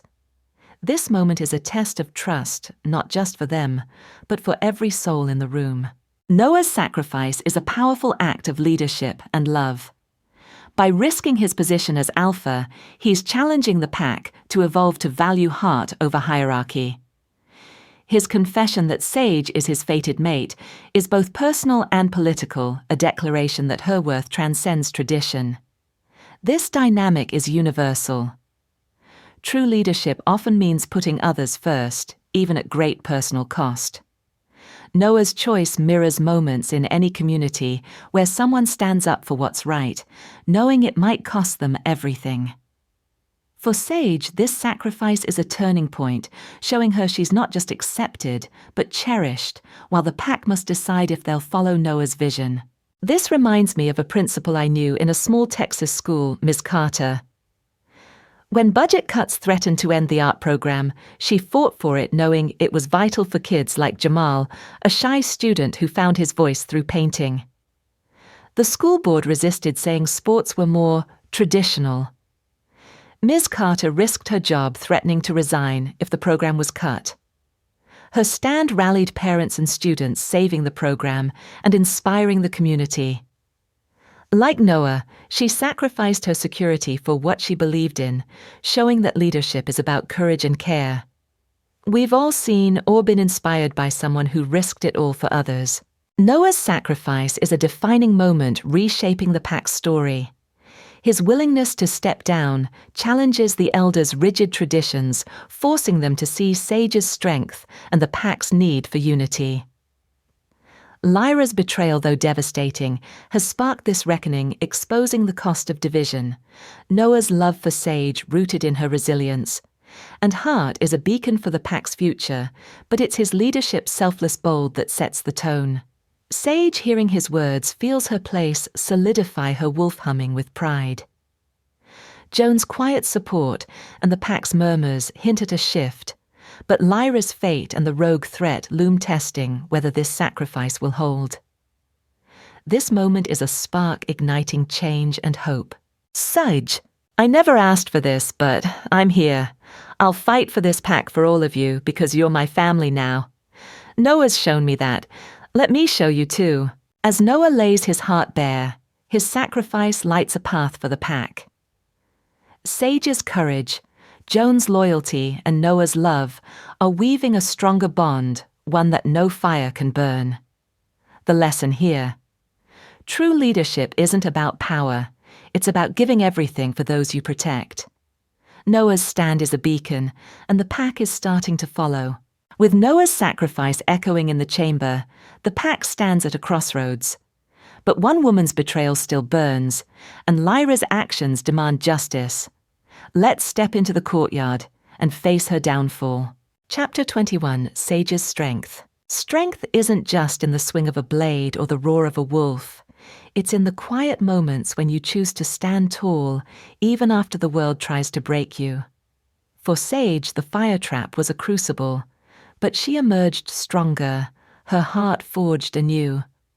Today, in the training grounds, she's not just fighting, she's proving her strength to the pack and to herself. Sage. Keep your weight on your back foot, Lila. It'll give you better balance. Try again. You're so good at this. Sage. How'd you get so strong? I didn't always feel strong, but this pack you all you're teaching me I can be. Joan. That's my girl, you're a natural Sage.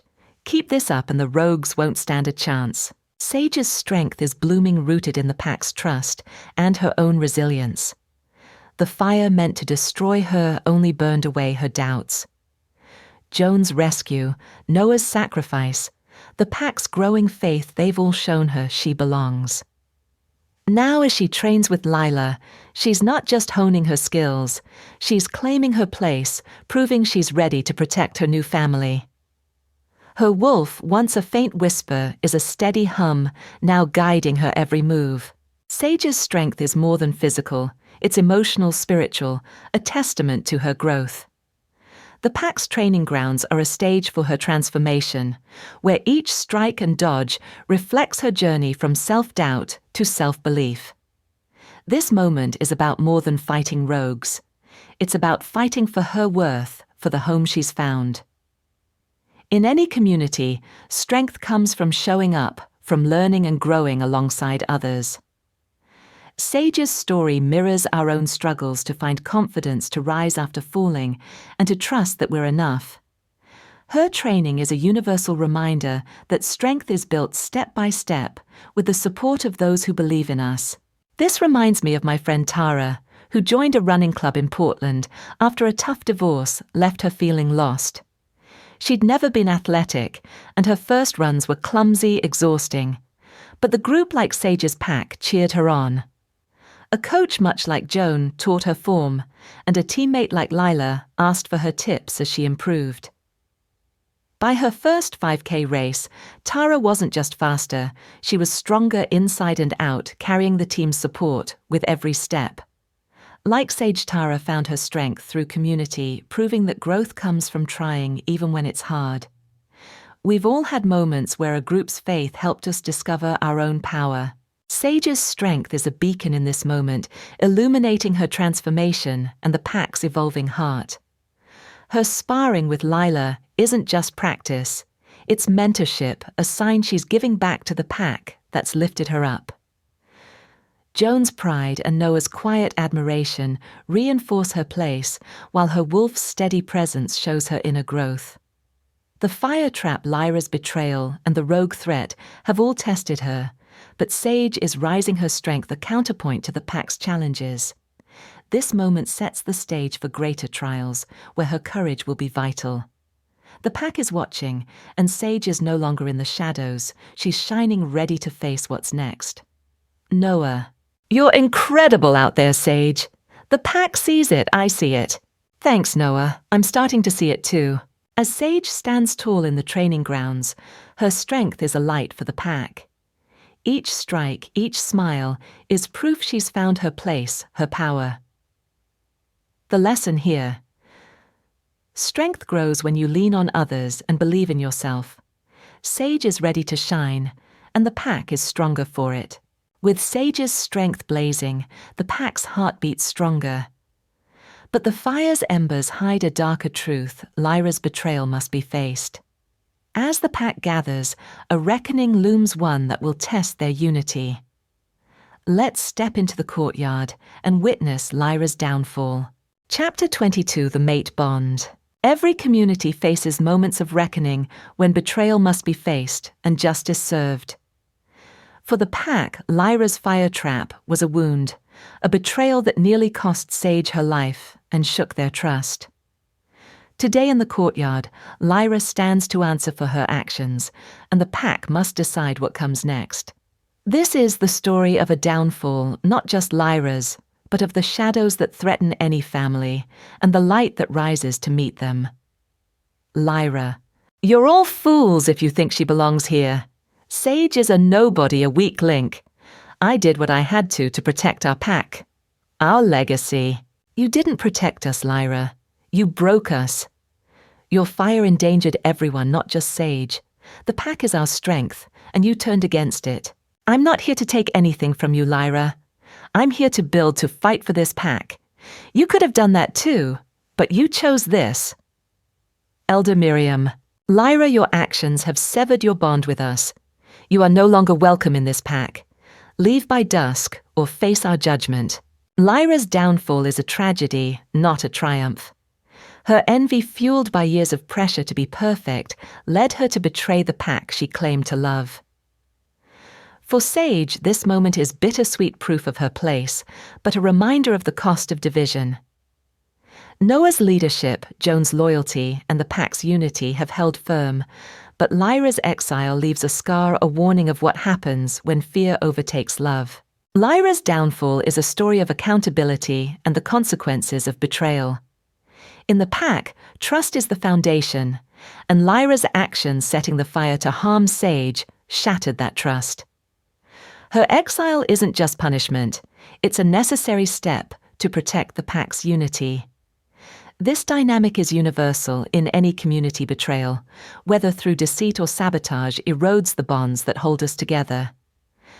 Lyra's story shows how envy can blind us, turning allies into enemies, while Sage's resilience and Noah's resolve highlight the power of standing together. This reckoning is a chance for the pack to heal, but it comes at a cost, reminding us that justice, though necessary, is never easy. This reminds me of a story from my old community center in Chicago. A volunteer, Greg was a leader we all trusted, organizing events and mentoring kids. But when funds went missing, we found out Greg had been skimming to cover personal debts. The betrayal stung. Kids looked up to him, and we felt foolish for not seeing it. The board voted to remove him, and though it hurt, it was the only way to rebuild trust. Like Lyra, Greg's actions came from desperation, not evil, but they cost him his place. Like the pack, we learned that holding people accountable, even those we care about, is vital to keeping a community strong. We've all seen trust broken, and it's the choice to heal that defines us. Lyra's downfall is a pivotal moment, exposing the pack's vulnerabilities and strengths. Her envy, born from pressure and insecurity, led to a betrayal that could have fractured the pack, but Noah's leadership and Sage's courage held it together. Sage's presence, once doubted, is now a symbol of resilience, her strength validated by surviving Lyra's trap. Joan's loyalty and the elders' judgment reinforce the pack's values. But Lyra's exile is a sobering reminder: division is a greater threat than any rogue. This moment clears the air, but the rogue threat looms, and Lyra's actions may have unseen ripples. The pack is united, but their next challenge will test whether this unity endures. Noah: "You were brave today, Sage. You didn't just stand for yourself, you stood for us." "I had to. This pack, it's my home now." "Damn right it is. Now let's get ready for those rogues. They're not done with us yet." As Lyra's shadow fades, the pack's light burns brighter, forged in accountability and trust. Sage's strength, Noah's resolve, and Joan's heart have turned a betrayal into a bond. The lesson here, justice isn't about punishment. It's about protecting what makes us whole. The pack is ready to face the future, stronger than ever. With Lyra gone and the pack united, Sage's strength is undeniable. But her heart is stirring, drawn to a bond she's only beginning to understand. By the river under the stars, a moment with Noah will light a new spark. Let's join them and uncover their connection. Chapter 23, Lyra's Downfall. In the quiet moments when the world falls away, the heart speaks loudest. For Sage and Noah, this riverside under the stars is such a moment, a chance to see each other not as pack members or alpha, but as two souls drawn together. After the fire, Lyra's betrayal, and the pack's trials, their bond is deepening a spark, ready to blaze into something more. This is the story of a mate bond, fragile yet fierce, lighting their path forward. Noah: Sage, I meant what I said in the council. You're my mate. I've known it for a while, but I didn't want to push you. Not after everything. Noah: I feel it too. My wolf does. But I'm scared. Ben left me broken, and I don't know if I'm ready to trust again. You don't have to be ready all at once. We'll take it slow together. I'm not going anywhere, Sage. I see you, all of you, and that's enough. This is no ordinary moment. It's the heart of the pack's soul, the fated mate bond. For Sage, Noah's words are a balm healing wounds left by Ben's betrayal. For Noah, claiming Sage is a vow not just of love, but of partnership, a promise to stand beside her through every storm. Their bond, though new, is rooted in trust, built through battles and quiet talks. It's a light piercing Sage's fears, showing her she's worthy of love. The mate bond in the pack is a sacred connection, guided by instinct and destiny, but it's also deeply human, a love that grows through shared struggles and mutual respect. For Sage and Noah, this bond is a bridge between their pasts and their future, a commitment to face life together. Sage's fear of vulnerability, shaped by Ben's abandonment, makes her hesitation relatable, while Noah's patience shows love's strength. This dynamic mirrors any relationship where trust must be rebuilt, where love requires courage. The mate bond is a universal story of choosing each other even when it's scary, and finding home in that choice.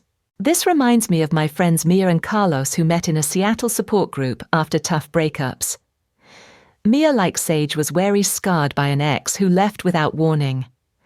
Carlos, steady and kind, saw her strength and waited, building trust through small gestures, coffee dates, late-night talks. One evening by a lake, Carlos told Mia he loved her, promising to go at her pace. That moment, like Sage and Noah's, wasn't a grand gesture, but a quiet vow. Now married, they say that patience and honesty built their bond. Like Sage, Mia learned to trust again, and like Noah, Carlos showed love through presence. We've all seen or felt that moment when love asks us to be brave.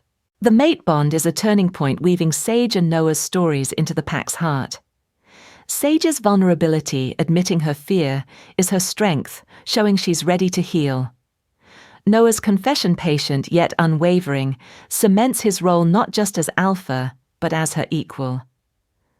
Their bond counters Lyra's betrayal, proving love can mend what envy breaks. Sage's wolf, a constant guide, affirms this connection, while the pack's recent unity, forged through fire and trust, sets the stage for their love to grow. The rogues still loom, and Lyra's exile may have unseen consequences, but this moment by the river is a foundation, a promise that Sage and Noah will face the future together. It's a spark that will light their path through the darkest nights. As Sage and Noah share this moment, their mate bond glows like a star, a promise of love and strength. The pack's trials have forged them, and their trust is a light no shadow can dim. The lesson here: love isn't about being fearless. It's about choosing each other step by step. Sage and Noah are choosing, and their bond will carry them forward. With their bond sealed by the river, Sage and Noah are ready to face the pack's future. But the rogues are stirring their threat, growing bolder, and the pack must stand united. Let's join Sage on the battlefield and witness her courage in the fight ahead. Chapter 24, The Elder's Approval. Every journey toward belonging reaches a moment of truth, a time when doubts are laid to rest and a place is claimed. For Sage, that moment is now. After surviving fire betrayal and her own fears, she stands before the elders, not as an outsider, but as a woman who's earned her place. Today, in this sacred chamber, the pack's heart will speak, and Sage's strength will find its home. Sage, I know I don't come from a strong bloodline. I know I'm not what you expected for Noah's mate. But everything I've done fighting the rogues, surviving the fire, standing here now is for this pack. You're my family, the only one I've ever had. I'll keep earning my place every day if you'll let me. You've faced trials that would break most Sage. Your courage is undeniable, but an alpha's mate carries a heavy burden. Are you ready for that? I'm ready to try. I'm ready to learn to grow, to be what this pack needs. Noah believes in me, and I'm starting to believe in myself. Noah. Sage is my fated mate. That's not up for debate. She's proven her heart, her strength, time and again. If you can't see that you're not seeing the pack's future. Elder Miriam. Sage, your actions speak louder than lineage. You've shown loyalty and resilience. Noah's faith in you is ours now. Welcome to the pack, truly. This is Sage's triumph, not just winning the elders' approval, but claiming her place in the pack's heart. The fire, Lyra's betrayal, the battles, they've all led her here to a moment where she's no longer an outsider, but a sister, a mate, a protector. Noah's unwavering support and Joan's fierce loyalty have anchored her, but it's Sage's courage that's carried her through. This approval is a new beginning, a promise that the pack is hers and she is theirs. The elders' approval is more than a formality, it's a rite of passage affirming Sage's belonging in the pack. In their world, the elders are the keepers of tradition, their judgment a reflection of the pack's values. Sage's journey from doubt to strength has challenged those traditions, proving that worth lies in actions, not birthright. This moment is universal. Every community has gatekeepers, elders, leaders, peers who decide who belongs. Sage's story shows that earning acceptance requires courage, resilience, and a willingness to stand for what you believe in. Her approval is a victory for the pack, signaling a future where heart triumphs over hierarchy. This reminds me of my friend Javier, who moved to a tight-knit town in Maine for work. The locals were warm but wary of newcomers, and Javier, with his city accent and different background, felt like an outsider. He joined the volunteer fire department, showing up for every call, helping neighbors rebuild after storms. At the annual town meeting, the fire chief publicly thanked him, saying, "Javier's one of us now." The crowd clapped, and Javier felt a weight lift. He'd earned their trust. Like Sage, he faced skepticism, but won acceptance through his actions. We've all had moments where we had to prove ourselves, and it's those efforts that build a home. The elders' approval is a pivotal moment, cementing Sage's transformation and the pack's evolution. Her speech, honest and heartfelt, echoes her journey from surviving Ben's betrayal to facing Lyra's fire and shows her readiness to lead beside Noah.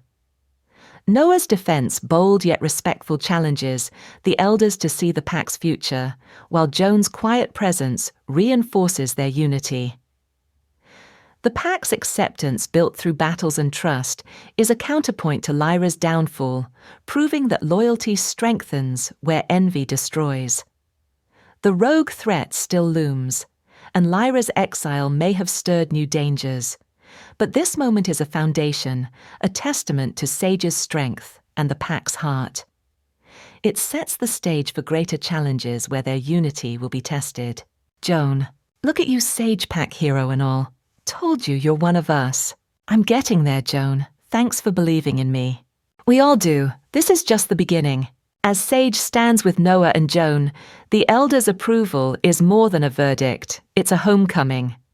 Her strength forged through fire, and trust has woven her into the pack's heart. The lesson here, belonging is earned through courage and love, and it's worth every fight. Sage is home and the pack is ready to face the future together. With Sage's place secured and the pack's unity stronger than ever, a new light shines. Under the stars, Sage and Noah's bond deepens a moment that will seal their hearts. Let's join them by the river and witness their first spark. Chapter 25, The First Kiss. Some moments feel like the world holds its breath when two hearts align under the stars. For Sage and Noah, this riverside is such a moment, a pause after trials, a space where their bond can bloom.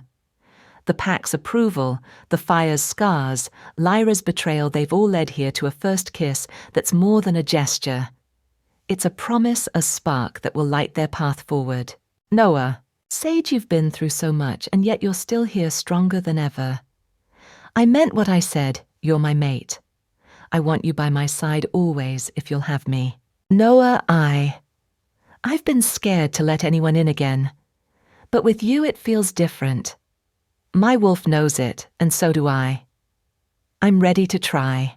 This first kiss is a milestone, a moment where Sage and Noah choose each other, not just as mates, but as partners. For Sage, it's a leap of faith, letting go of Ben's scars, to embrace a future with Noah. For Noah, it's a vow, his love for Sage, a light that guides his leadership. Their bond, forged through shared struggles and quiet trust, is the pack's heart, a beacon after the fire's darkness, and Lyra's betrayal. The first kiss between Sage and Noah is more than romance, it's a symbol of their mate bond, a sacred connection in the pack that blends instinct and choice. In their world, a fated mate is a destiny, but it requires courage to embrace, especially for Sage, whose heart still carries old wounds. Noah's patience and Sage's vulnerability make this moment authentic, showing that love grows through trust and time. This dynamic is universal. Every relationship has its first spark, a moment where fear gives way to possibility. Sage and Noah's kiss is a reminder that love at its core is about choosing to be vulnerable, to build something new together, even after pain. This takes me back to my friends Lena and Mark, who met at a community dance in Nashville. Lena had been hurt before her last relationship ending in heartbreak, and she was wary of opening up. Mark, kind and steady, spent weeks getting to know her, sharing stories, dancing slowly, never pushing. One night, under string lights at a park, he told her he wanted to be with her, no matter how long it took. Their first kiss, soft and nervous, was like Sage and Noah's, a moment of trust that changed everything. Now they're married, and Lena says that kiss was when she knew she could love again. Like Sage, she found courage in vulnerability, and like Noah, Mark showed love through patience. We've all felt that spark, that moment when love feels possible. The first kiss is a turning point, weaving Sage and Noah's bond into the pack's soul. Sage's courage to trust, despite Ben's betrayal, shows her growth, while Noah's gentle strength proves his love is as steady as his leadership. Their mate bond, sealed under the stars, counters the pack's trials. Lyra's fire, the rogue threat, the elders' doubts with a promise of unity and hope. Sage's wolf, humming with approval, reflects her inner peace, while Noah's stone, a symbol of his father's legacy, anchors his commitment. The pack, strengthened by Sage's acceptance, is ready for what's next, but the rogues and Lyra's exile cast long shadows. This kiss is a spark, igniting a love that will face greater tests. But for now, it's a moment of pure connection. Noah, we'll face whatever comes, Sage, together. Together. As Sage and Noah share their first kiss, their mate bond shines like a star, a light born from trust and love. The pack's trials have forged them, and their courage is a beacon for what's to come. The lesson here, Love is a choice, a brave step into the unknown, and it's worth every risk. Sage and Noah are ready, and their bond will carry them through. With their hearts entwined, Sage and Noah stand stronger, their love a new pillar for the pack. But the forest holds new challenges, and the rogues are rallying for a fight. Let's step into the fray and see the pack's strength in action. Chapter 26, Rebuilding the Pack. After the storm, there's a quiet beauty in picking up the pieces. For the pack, the fire, Lyra's betrayal, and the rogue threat left wounds, but they're healing together. Today the village is alive with the work of rebuilding not just homes, but hearts. Sage, Noah, and Jones stand at the forefront, their bond a beacon for the pack's renewal. This is a story of restoration of a family, finding its strength in shared effort and hope. You're getting the hang of this, Lila. We'll have this barn up in no time. Thanks, Sage. It's kind of fun building something together. That's the spirit, keep at it, and we'll throw a party in this barn by next moon. Look at us stronger than ever. You're making this happen, Sage. We all are, Noah. This feels like home. This rebuilding is more than physical. It's the pack's heart mending. Lyra's fire tried to tear them apart, but Sage's survival. Noah's sacrifice and Joan's loyalty have woven them closer. Sage, once an outsider, is now a leader, her strength inspiring others. Noah's steady hand and Joan's infectious spirit guide the effort, showing that a pack is only as strong as its bonds. Together, they're turning scars into hope, proving that even the deepest wounds can heal with love and effort. Rebuilding the pack is a powerful act of resilience, a collective effort to restore what was lost and strengthen what remains. The fire's destruction, Lyra's betrayal, and the rogue threat tested the pack's unity. But this moment shows their core strength, togetherness. Sage's role guiding younger wolves like Lila reflects her growth from doubt to leadership, while Noah and Joan anchor the community. This dynamic is universal. Every community, from families to towns, faces moments of rebuilding after hardship. The pack's work mirrors our own efforts to heal, whether it's repairing a home after a storm or mending trust after conflict. It's a reminder that recovery is a shared journey built on trust and hope. This reminds me of a community in New Orleans I visited after Hurricane Katrina. The neighborhood was devastated, homes, flooded, lives upended. But the residents came together, clearing debris, rebuilding houses, and planting community gardens. A woman named Rosa Like Sage led the effort, teaching kids to plant trees, while neighbors shared meals and tools. Their work wasn't just about fixing buildings, it was about restoring hope, proving they were stronger than the storm. Like the pack, they showed that rebuilding is about community, about turning pain into possibility. We've all seen or been part of moments where coming together heals what's broken. Rebuilding the pack is a turning point, showcasing their resilience and Sage's transformation. Her leadership, once unthinkable, is now natural, inspiring the pack to see her as family. Noah's steady presence and Joan's vibrant energy reinforce their unity, countering the fire's destruction, and Lyra's betrayal with creation and trust. The new saplings, the rebuilt barn, they're symbols of hope, proof that the pack can grow stronger from loss. Sage's wolf, humming with pride, reflects her inner strength, while Noah's bond with her deepens a foundation for their future. The rogue threat still looms, and Lyra's exile may have stirred new dangers, but this moment of rebuilding is a testament to the pack's heart, setting the stage for the battles ahead. Joan, not bad for a day's work, huh?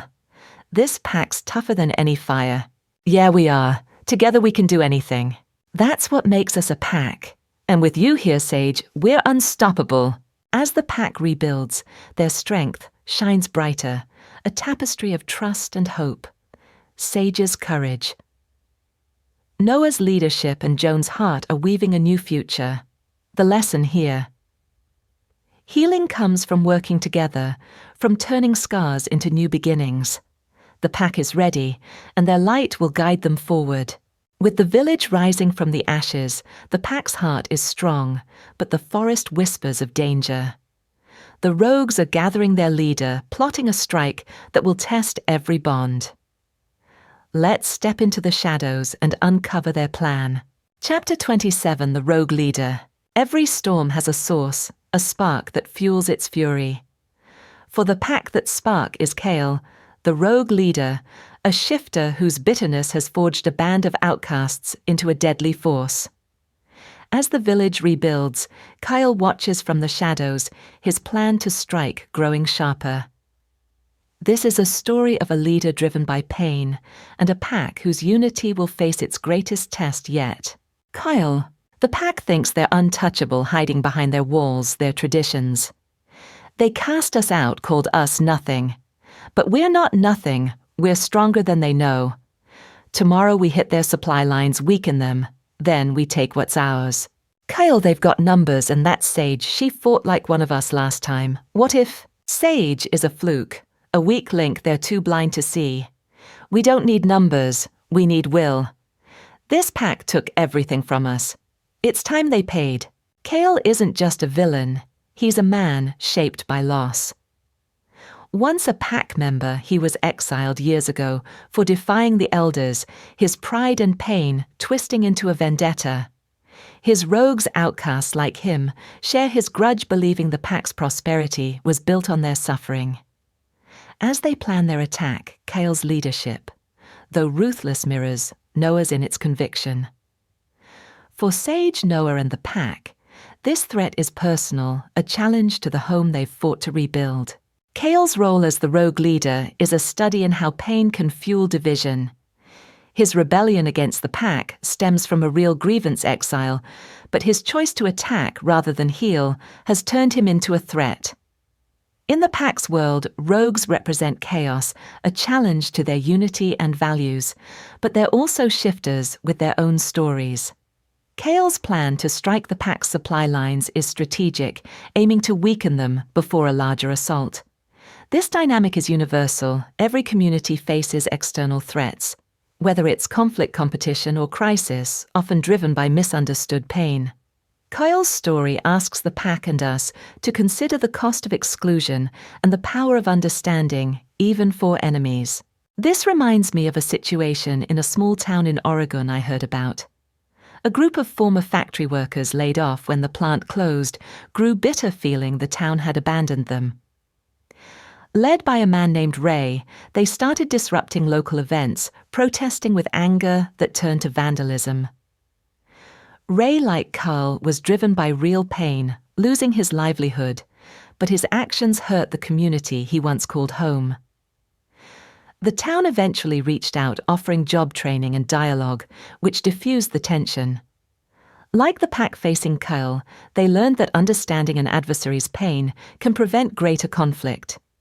We've all seen division born from hurt, and it's how we respond that shapes the outcome.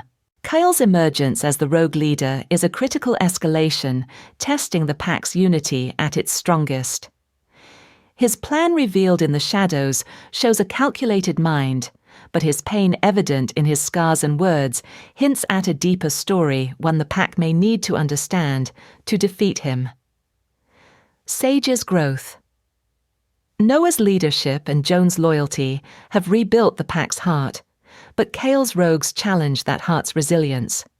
Sage, now a protector, will face this threat with newfound strength, while Noah must balance force with wisdom. The pack's unity, forged through fire and trust, is their greatest weapon, but Kyle's vendetta may exploit unseen cracks. This moment sets the stage for a climactic battle where understanding and strength will collide. Joan. Scouts spotted rogues near the northern ridge. They're organized, Noah. This feels bigger than before. Then we prepare. Sage, you're with us. We'll protect this pack together. I'm ready. They won't take our home. As Kyle's shadow looms, the pack's light burns brighter, their unity a shield against the coming storm. Kyle's pain drives him, but the pack's love will guide them. The lesson here: understanding an enemy's hurt doesn't mean excusing their harm. It means fighting smarter with heart.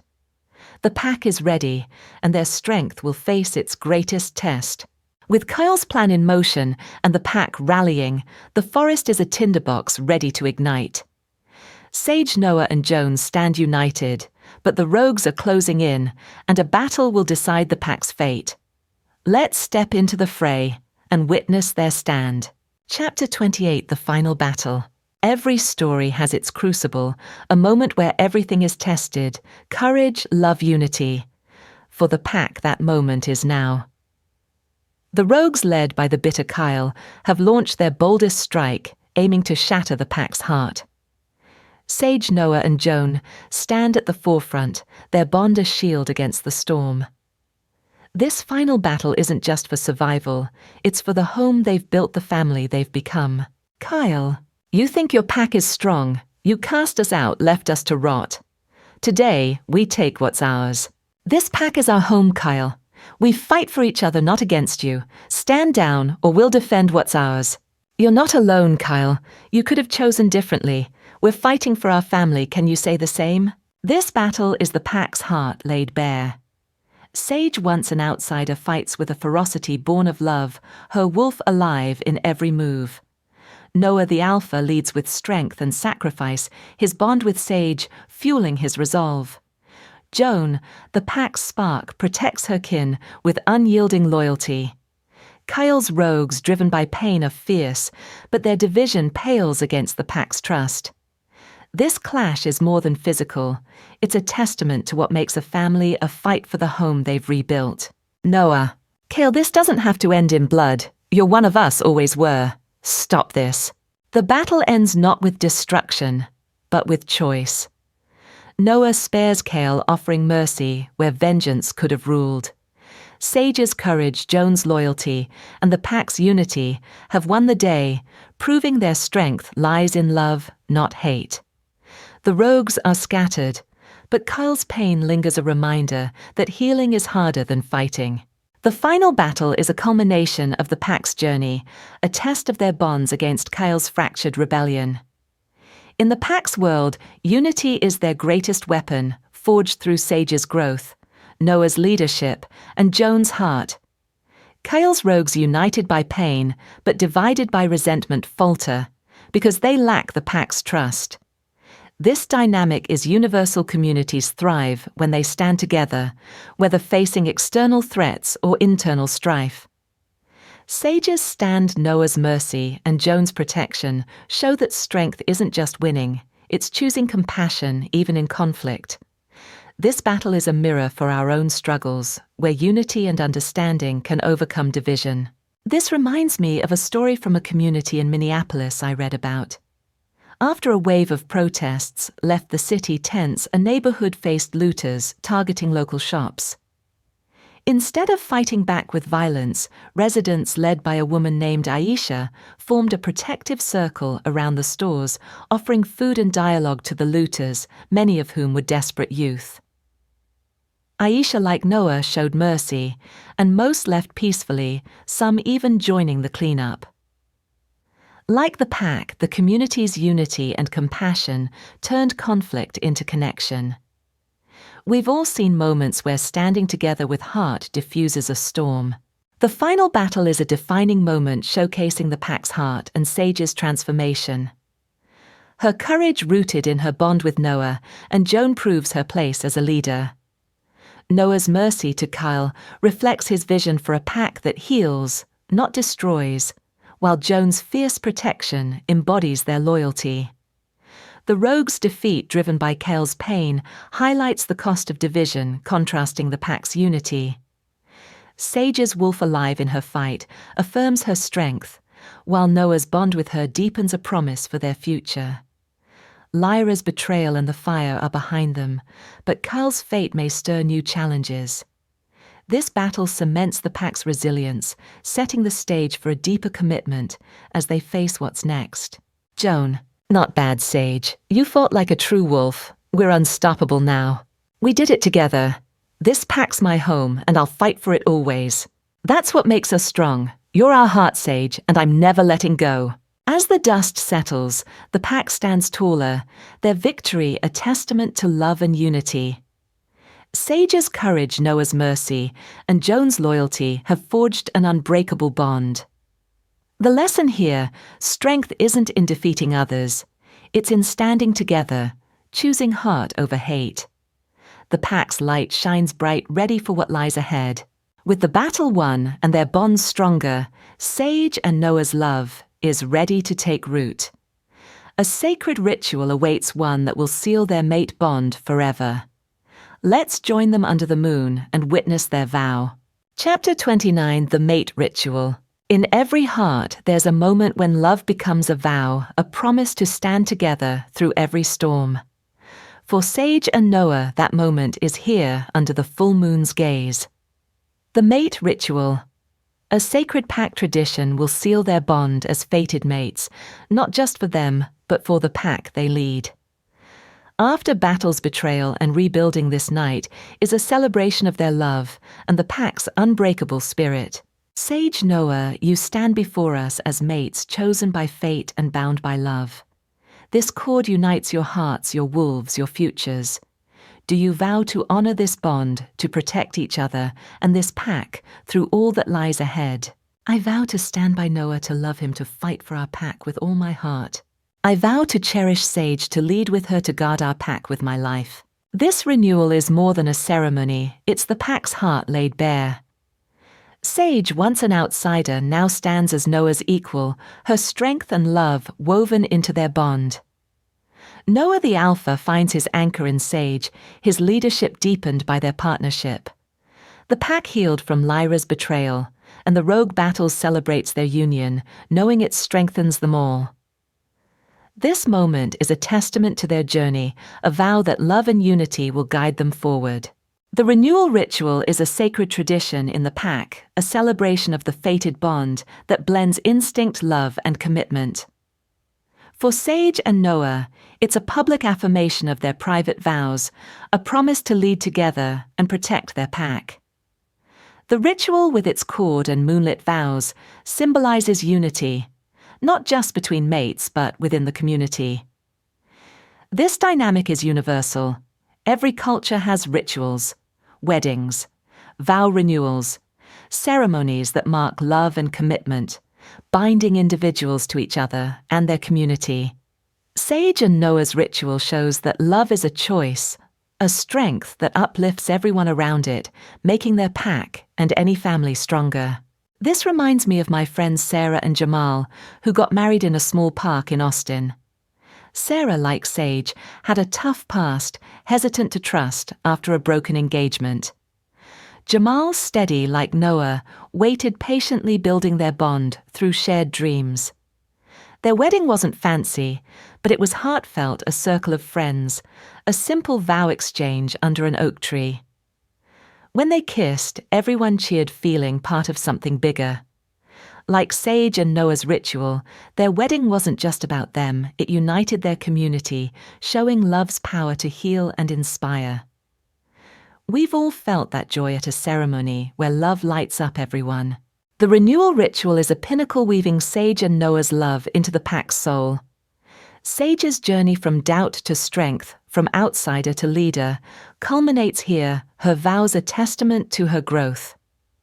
Noah's commitment, rooted in his alpha heart, deepens his leadership, making Sage his partner in every sense. The pack's howl, echoing their unity, counters the fire's scars, Lyra's betrayal, and Kale's rogue threat, proving their resilience. Sage's wolf, glowing with pride, affirms her place, while Noah's stone, a silent legacy, anchors their bond. This ritual is a foundation, but the rogue's shadow lingers, and new challenges may test their vows. For now, this moonlit moment is a beacon lighting the pack's path forward. Joan, look at you two, pack power couple. We're throwing the biggest party for this. Thanks, Joan. It's more than I ever dreamed. It's just the start, Sage. We'll build our future together, pack and all. As Sage and Noah seal their bond, the pack's heart soars, their love a spark that lights the way. Trials have forged them, and their unity is their strength. The lesson here, love is a vow, a choice to stand together, and it makes us all stronger. Sage and Noah's bond is eternal, and the pack is ready for what's next. With their vows spoken and the pack united, Sage and Noah step into a new dawn. But the forest whispers of challenges past and promises yet to come. Let's walk with them into the future and see what lies ahead. Chapter 30, A New Dawn. Every journey, no matter how dark, leads to a new dawn. A moment when the heart breathes easier and the future feels possible. For the pack, this dawn is their reward. After fire, betrayal, and battle, they stand united, their bonds stronger than ever. Sage and Noah, now mates, lead with love, while Joan's spirit lights the way. This is a story of renewal of a family, ready to face whatever comes next together. Noah: look at this place, Sage. We built it back stronger, better, and with you here, it's home. I never thought I'd find this a family of purpose. You, Noah, you showed me I could. All right, lovebirds, save the mushy stuff for later. We've got a village to run, and I'm not doing all the work. This new dawn is the pack's triumph, a testament to their resilience. Sage, once lost in loneliness, now leads beside Noah, her strength a beacon. Noah the Alpha finds balance in their love. His leadership deepened by partnership. Joan, the pack's heart, keeps their spirit alive, her loyalty unwavering. The fire's scars, Lyra's betrayal, and Kale's rogues are behind them, but their lessons linger, shaping a pack that's stronger, wiser, and united. This moment is their homecoming, a promise that no darkness can dim their light. A new dawn represents the pack's renewal, a culmination of their journey through pain and triumph. The rebuilt village, the saplings, the pack's laughter, they're symbols of hope, showing that communities can heal and grow after hardship. Sage and Noah's mate bond, sealed under the moon, anchors this renewal, proving that love strengthens not just hearts, but entire families. This dynamic is universal. Every community, whether a family, a town, or a team, faces moments of rebuilding where shared effort and trust create a brighter future. The pack's story mirrors our own, reminding us that healing is possible when we stand together, choosing hope over despair. This reminds me of a community in Tulsa I heard about after a tornado tore through their town. Homes were destroyed, lives upended, but the residents rallied. Neighbors like Sage and Noah led cleanup efforts, rebuilding houses and parks. A local teacher like Joan organized kids to paint murals, bringing color back to the streets. One family, the Garcias, hosted weekly barbecues, turning strangers into friends. Like the pack, they turned devastation into renewal, proving that love and effort can rebuild anything. Their new dawn, like the pack's, was a testament to community. We've all seen or been part of moments where hope rises from ashes, and it's those bonds that carry us forward. A new dawn is the pack's heart laid bare, a celebration of their journey, and a foundation for their future. Sage's transformation from doubt to leadership shines here, her bond with Noah, a pillar of strength. Noah's vision, rooted in love, has reshaped the pack, while Joan's spirit keeps their joy alive. The village's renewal, built through shared work, counters the fire's destruction. Lyra's betrayal and Kyle's pain, showing that unity heals where division wounds. Sage's wolf, humming with pride, affirms her place, while Noah's stone, a legacy carried forward, anchors their vows. The rogues are gone, but whispers of new challenges, a cryptic note found near the border, hint at shadows yet to come. This dawn is a promise, a light that will guide the pack through whatever lies ahead. Joan: not a bad dawn, huh? We're tougher than the toughest storms. Yeah, we are. This pack's my heart, and I'm never letting go. Forever, Sage, we'll face it all together. As the pack embraces this new dawn, their light shines brighter than ever. A family forged in love and trust. Sage and Noah's bond. Joan's heart and the pack's resilience are their strength. The lesson here: hope rises when we rebuild together, turning every dawn into a promise. The pack's story glows, ready for new chapters.